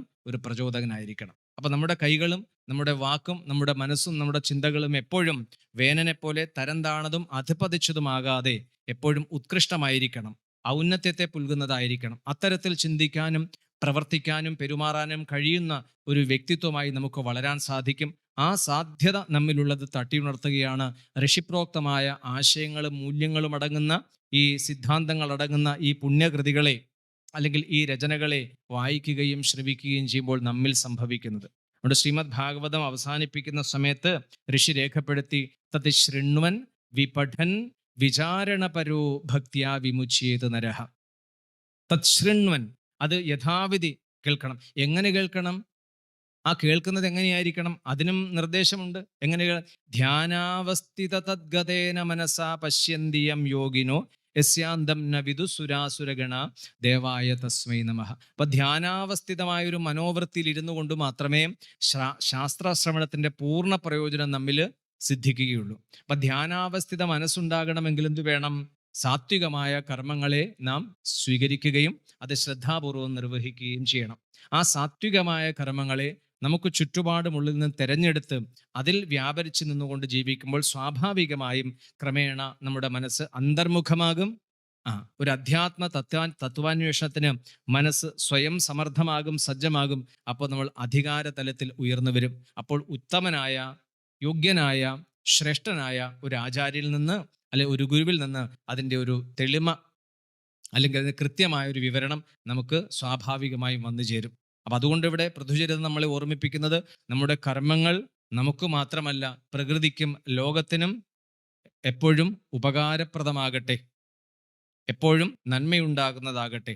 അതിൽ നിന്ന് വിരുദ്ധങ്ങളാവിൽ നമ്മൾ സ്വയം മാറി നിൽക്കുകയും അത്തരം വിരുദ്ധമായ പ്രവർത്തനങ്ങളെ ഒരുപാട് സാത്വികമായ മനസ്സുകൊണ്ടും സാത്വികമായ പ്രവൃത്തി കൊണ്ടും അതിനെ നിയന്ത്രിക്കുന്നതാകട്ടെ. അങ്ങനെ ഒരു ശക്തിയെ രൂപപ്പെടുത്തുന്നതിനും അതിന് മനുഷ്യ മനസ്സിനെ സജ്ജമാക്കുന്നതിനും ഈ ഭാഗം നമുക്ക് വളരെ പ്രചോദനമാകും. അവസാനം പൃഥു തൻ്റെ രാജ്യഭാരം വിട്ട് പൂർണ്ണസമയ സാധകനായി, തപസ്വിയായി, ജീവിത ലക്ഷ്യ പൂർത്തീകരണത്തിന് വേണ്ടി തുനിഞ്ഞിറങ്ങുന്നതിന് മുൻപ് പ്രജകളെയും, അങ്ങനെയുള്ള ഒരുപാട് സന്ദർഭങ്ങൾ നമ്മൾ ഈ ഭാഗവതത്തിൽ മറ്റിടങ്ങൾ കാണാം. ഋഷഭന്റെ ഉപദേശവും അവിടെ നോക്കുക ഇതേ സമാനമായ ഒരു ഭാഗമാണ്. അപ്പൊ ജീവിതത്തിന്റെ കർമ്മരംഗത്തിൽ നമ്മൾ വിര പറയുമ്പോൾ, വിരമിക്കേണ്ട ഒരു ഘട്ടം വരുമ്പോൾ, ഇത്രയും കാലം നമ്മൾ ആർജിച്ച എക്സ്പീരിയൻസ് ഉണ്ടല്ലോ, അനുഭവ സമ്പത്ത്, അത് നമ്മുടെ പിൻഗാമികൾക്ക് പകർന്നു കൊടുക്കാൻ നമ്മുടെ പക്കൽ ഉണ്ടാകണം.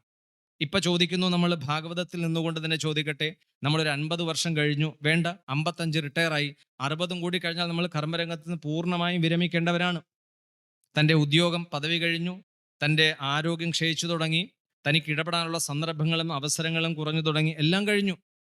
അപ്പൊ അങ്ങനെ ഒരു സമയത്ത് ഒരു 10-60 വയസ്സൊക്കെ നമ്മൾ ആയിക്കഴിഞ്ഞാൽ നമ്മൾക്ക് ഈ വിവാഹത്തിന് അനുഗ്രഹം തേടാൻ വരുന്ന പേരക്കുട്ടികളോടോ നമ്മുടെ ബന്ധുക്കൾ ആരോടെങ്കിലും നമ്മുടെ അടുത്ത് വരുന്നവരോട് ഇത്രയും കാലം ആർജിച്ച ഈ കർമ്മരംഗത്ത് വ്യാപരിച്ച് എനിക്ക് ഈ ലോകം എന്ത് പാഠം നൽകി, എന്താണ് എന്നെ സംബന്ധിച്ച് ലോകം എനിക്ക് നൽകിയ അനുഭവ പാഠങ്ങൾ, ഞാനിതാ നിങ്ങൾക്ക് പങ്കുവയ്ക്കാം എന്ന് പറഞ്ഞ് വിളിച്ചിരുത്തി പറയാൻ നമുക്ക് എന്തുണ്ട്? നമുക്ക് അവർക്ക് പറഞ്ഞു കൊടുക്കാൻ എന്ത് പാഠമുണ്ട്? ഈ ലോകത്തിൽ നിന്ന് വിരമിക്കുന്നതിന് മുൻപ് ഈ 10-80 വർഷക്കാലം ഈ ലോകയാത്രയിൽ സഞ്ചരിച്ച് എനിക്ക് മറ്റുള്ളവരോട് പങ്കുവയ്ക്കാൻ എന്ത് എക്സ്പീരിയൻഷ്യൽ നോളജ്, അനുഭവാത്മകമായ അറിവുണ്ട്, അത് ഞാൻ നേടിയിട്ടുണ്ട് എന്ന് പറയാൻ നമ്മുടെ പക്കൽ എന്തുണ്ട്? പലപ്പോഴും ഇല്ല. കാരണം പറയാറുണ്ടല്ലോ, കയ്യിൽ കലത്തിലുണ്ടെങ്കിലേ കയ്യിലുണ്ടാകൂ. കാലത്തിലൊന്നുമില്ല. ഇങ്ങനെ ജീവിച്ചു മരിച്ചു എന്നല്ലാണ്ട്, കുറേ ഇങ്ങനെ പോയി എന്നല്ലാണ്ട് ഒന്നും സ്വകീയമായിട്ടില്ല, സ്വായത്തമാക്കിയിട്ടില്ല. അവിടെ പൃഥു ഇത്രയും കാലം ഈ സർവ്വ സൗഭാഗ്യങ്ങളിലും സമ്പത്തിന്റെ ഔന്നത്യത്തിലും ജീവിച്ചപ്പോഴും അദ്ദേഹം സ്വായത്തമാക്കിയ വിശിഷ്ടമായ മൂല്യങ്ങൾ ഉണ്ടായിരുന്നു. ഉയർന്ന തത്വചിന്തകൾ ഉണ്ടായിരുന്നു. അതിനപ്പുറം കൃത്യമായ ദിശാബോധം ജീവിതത്തെക്കുറിച്ചുണ്ടായിരുന്നു. ഇതെവിടെയാണ് നമ്മളെ കൊണ്ടെത്തിക്കുക? പരമമായ ശാന്തിയിലും സംതൃപ്തിയിലും സന്തുഷ്ടിയിലും നിറവിലും ജീവിതത്തിൻ്റെ പൂർണ്ണതയിൽ ഇഹലോക ജീവിതവാസം അവസാനിപ്പിക്കാനുള്ള ആ ഒരു നിലയിലേക്ക് പൃഥുവ് ചെന്നെത്തുന്നതാണ് ഇതിൻ്റെ പര്യവസാനം.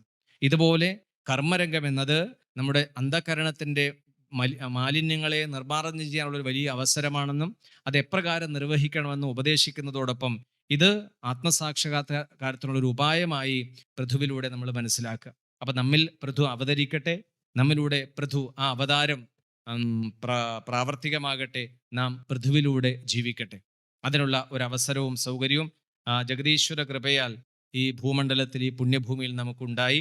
വലിയൊരു പാരമ്പര്യത്തിൻ്റെയും വിശിഷ്ടമായ ഒരു പൈതൃകത്തിൻ്റെയും സന്തതികളായി നമ്മൾ ഈ മണ്ണിൽ ജീവിച്ചു. ഏതാണ്ട് 4500 കിലോഗ്രാം ആഹാരവും പിന്നെ വേഷവിധാനങ്ങളും ഒക്കെ കൊണ്ട് ആടിയ ഈ ജീവിതം അവസാനം പട്ടടയിൽ എരിഞ്ഞു തീരാനും പുഴുക്കൾക്ക് റേഷനായി തീരാനുമുള്ളതല്ല. അതിനപ്പുറത്തേക്ക് ഈ മനുഷ്യജന്മത്തിൽ ഒട്ടേറെ സാധ്യതകളുണ്ട്. അത് പരമാത്മ ജ്ഞാനസിദ്ധിയുടെ പരിപൂർണതയായ ജീവൻ മുക്തി വരെ അത് നീണ്ടു നിൽക്കുന്നു. അപ്പം അത്രയും ദീർഘദൂരമായ ഒരു യാത്രയിലേക്ക് പൃഥ്വിചരൻ നമുക്ക് പ്രചോദനമായി തീരട്ടെ എന്ന് ആശംസിക്കുന്നു, പ്രാർത്ഥിക്കുന്നു. ഇത് തന്നെയായിരുന്നു നമ്മുടെ പുരാണ സാഹിത്യങ്ങളുടെ ഒക്കെ ആഹ്വാനം ഇതായിരുന്നു. ഇപ്പോൾ ഉത്തിഷ്ഠത ജാഗ്രത എന്ന് കഠോപനിഷത്ത് സൂചിപ്പിച്ചതുപോലെ എടുത്തു പറഞ്ഞത് എന്താ? വസിഷ്ഠൻ ശ്രീരാമചന്ദ്രനോട് പറഞ്ഞ എല്ലാ ദിവസവും വിളിച്ചുണർത്തിയിരുന്നത് എങ്ങനെയാണ്? ഇതേ കാര്യം പറഞ്ഞു തന്നെ. കൗസല്യ സുപ്രജ രാമ പൂർവ സന്ധ്യ പ്രവർത്തതെ ഉത്തിഷ്ഠ നരശാർദൂല. നമ്മുടെ കുട്ടികളെ വിളിച്ചു പോത്തുപോലെ കിടന്നുറങ്ങണമെന്നാ പറയണം. പിന്നെ കഴുതാന്ന് വേറൊരു വിളി. അപ്പൊ നമ്മൾ ഇങ്ങനെ ഒരു വിളിയും സമീപനമാണെങ്കിൽ നമ്മളൊക്കെ വേനന്മാരാണ്. നമ്മുടെ കുട്ടികളെ വിളിച്ചുണർത്തുമ്പോഴും അവരോട് സംസാരിക്കുമ്പോഴും അവർക്ക് പ്രചോദനമായിരിക്കണം, അവർക്ക് എപ്പോഴും മുന്നോട്ട് പോകാനുള്ള പ്രേരണയും പിന്തുണയുമായിരിക്കണം. നമ്മൾ അതല്ല, കുറേ എല്ലാത്തിനും പിന്തിരിപ്പൻ നടപടികളാണ്. ഒന്നും ചെയ്താൽ ശരിയാവില്ല, ഒരു കാര്യം അവർ ചെയ്താൽ ശരിയാവില്ല എന്നതാണ് നമ്മുടെ സമീപനം. ഒരു കാര്യത്തിൽ അവരെ സ്വതന്ത്രമായി ചിന്തിക്കാനും പെരുമാറാനും ലോകത്തിൽ പല അനുഭവങ്ങളും നേടാനും നമ്മൾ വിട്ടുകൊടുക്കില്ല. എല്ലാം ഇപ്പോഴും അങ്ങനെയാണ്. എല്ലാറ്റും നമ്മൾ ഉണ്ടായാലേ പറ്റൂ. അതല്ല, അവർ വളരട്ടെ, അവർ നമ്മിലൂടെ വന്നവർ മാത്രമാണ്. അവർ നമ്മുടെ കുട്ടികളാണെന്ന് ശാഠ്യം പിടിക്കല്ല. അവർ നമ്മിലൂടെ ഈ ഭൂമിയിലേക്ക് അവതരിച്ചവരാണ്. പ്രകൃതി അവരെ ഇവിടേക്ക് അയച്ചതാണ്. അവരിവിടെ വളരട്ടെ. അവർക്കൊപ്പം നമ്മളും വളരേണ്ടതുണ്ട്. പക്ഷെ നമ്മൾ വളരുന്നില്ല, നമ്മുടെ മനസ്സ് മാറുന്നില്ല, ചിന്താഗതികൾ മാറുന്നില്ല, സമീപനത്തിനൊരു നവീകരണം വരുന്നില്ല. ബാക്കി അവരിങ്ങനെ വളർന്നു വരികയാണ്. അവരുടെ ശരീരം വളരുന്നതോടൊപ്പം അവരുടെ ചിന്താഗതികൾ വളരുന്നുണ്ട്, അവരുടെ കാഴ്ചപ്പാടുകൾ വളരുന്നുണ്ട്, അവരുടെ സമീപനത്തിന് മാറ്റം വരുന്നുണ്ട്. അതിനനുസരിച്ച് മാതാപിതാക്കളുടെ മനോഭാവവും സമീപനവും വളരാത്തത് കൊണ്ടാണ് പലതരത്തിലും സംഘർഷങ്ങളും പ്രശ്നങ്ങളും ഉണ്ടാകുന്നത്. അത്തരത്തിൽ ലോകജീവിതം നമുക്ക് അനുഭവങ്ങളുടെ വലിയൊരു സമ്പാദ്യമായി നമ്മുടെ പിൻഗാമികൾക്ക് യഥാസമയത്ത് പകർന്നു കൊടുക്കാനുള്ള ഒരു നിധിനിക്ഷേപമായി തീരാൻ ഈ ഭാഗം നമുക്ക് പ്രചോദനമാകട്ടെ, പ്രേരണയാകട്ടെ എന്ന് മാത്രം ആശംസിച്ചുകൊണ്ട് ഈ വാക്കുകൾ ജഗദീശ്വര പാദത്തിലും ഋഷി പരമ്പരയുടെ തൃപ്പാദ പത്മങ്ങളിലും സമർപ്പിക്കുന്നു. എല്ലാവർക്കും നമസ്കാരം. ഒരു പ്രാർത്ഥന ഗീതം ചൊല്ലാനായിട്ട് സനീഷ് ആവശ്യപ്പെട്ടിട്ടുണ്ട്. നമുക്കൊക്കെ അറിയാം. എങ്കിൽ ഈ സന്ദർഭത്തിൽ ആ ഒരു പ്രാർത്ഥനാ ഗീതം ചൊല്ലി നമുക്ക് പൂർത്തിയാക്കാം.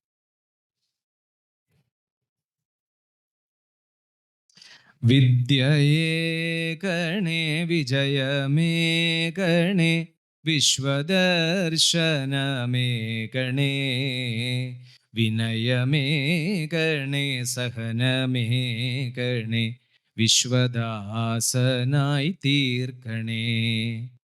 അച്ഛനമ്മ ഗുരുവൃന്ദത്തെയും നിത്യം പൂജിക്കാൻ കഴിയണേ. സഹജരോടും ചരാചരത്തോടും കരുണയുള്ളിൽ നിറയണേ. സത്യമോതുവാൻ ശക്തിയേകണേ, സജ്ജനങ്ങൾ കൂട്ടാകണേ. സുഖദുഃഖങ്ങളെ സമമായി കാണുവാൻ സകലേശായെന്നിൽ കനിയണേ. നിത്യവും തവ നാമ പുഷ്പങ്ങൾ എൻ്റെ നാവിൽ വിരിയണേ. മാനസത്തിൻ ശ്രീകോവിലിൽ ദേവ പൂജാബിംബമായി തീരണേ. നൊന്തു പ്രാർത്ഥിക്കും നേരമെപ്പോഴും നെഞ്ചിൽ സാന്ത്വനമേകണേ. അക്ഷയാമൃതവാരിധി എന്നിൽ അറിവായെന്നും വിളങ്ങണേ. അറിവായെന്നും വിളങ്ങണേ. ഓം പൂർണ്ണമദഃ പൂർണ്ണമിദം പൂർണ്ണാത് പൂർണ്ണമുദച്യത്തെ പൂർണ്ണസ്യ പൂർണ്ണമാദായ പൂർണ്ണമേവാവശിഷ്യത്തെ. ഓം ശാന്തി ശാന്തി ശാന്തി. ഹരി ഓം ശ്രീ ഗുരുഭ്യോ നമഃ. ഹരി ഓം.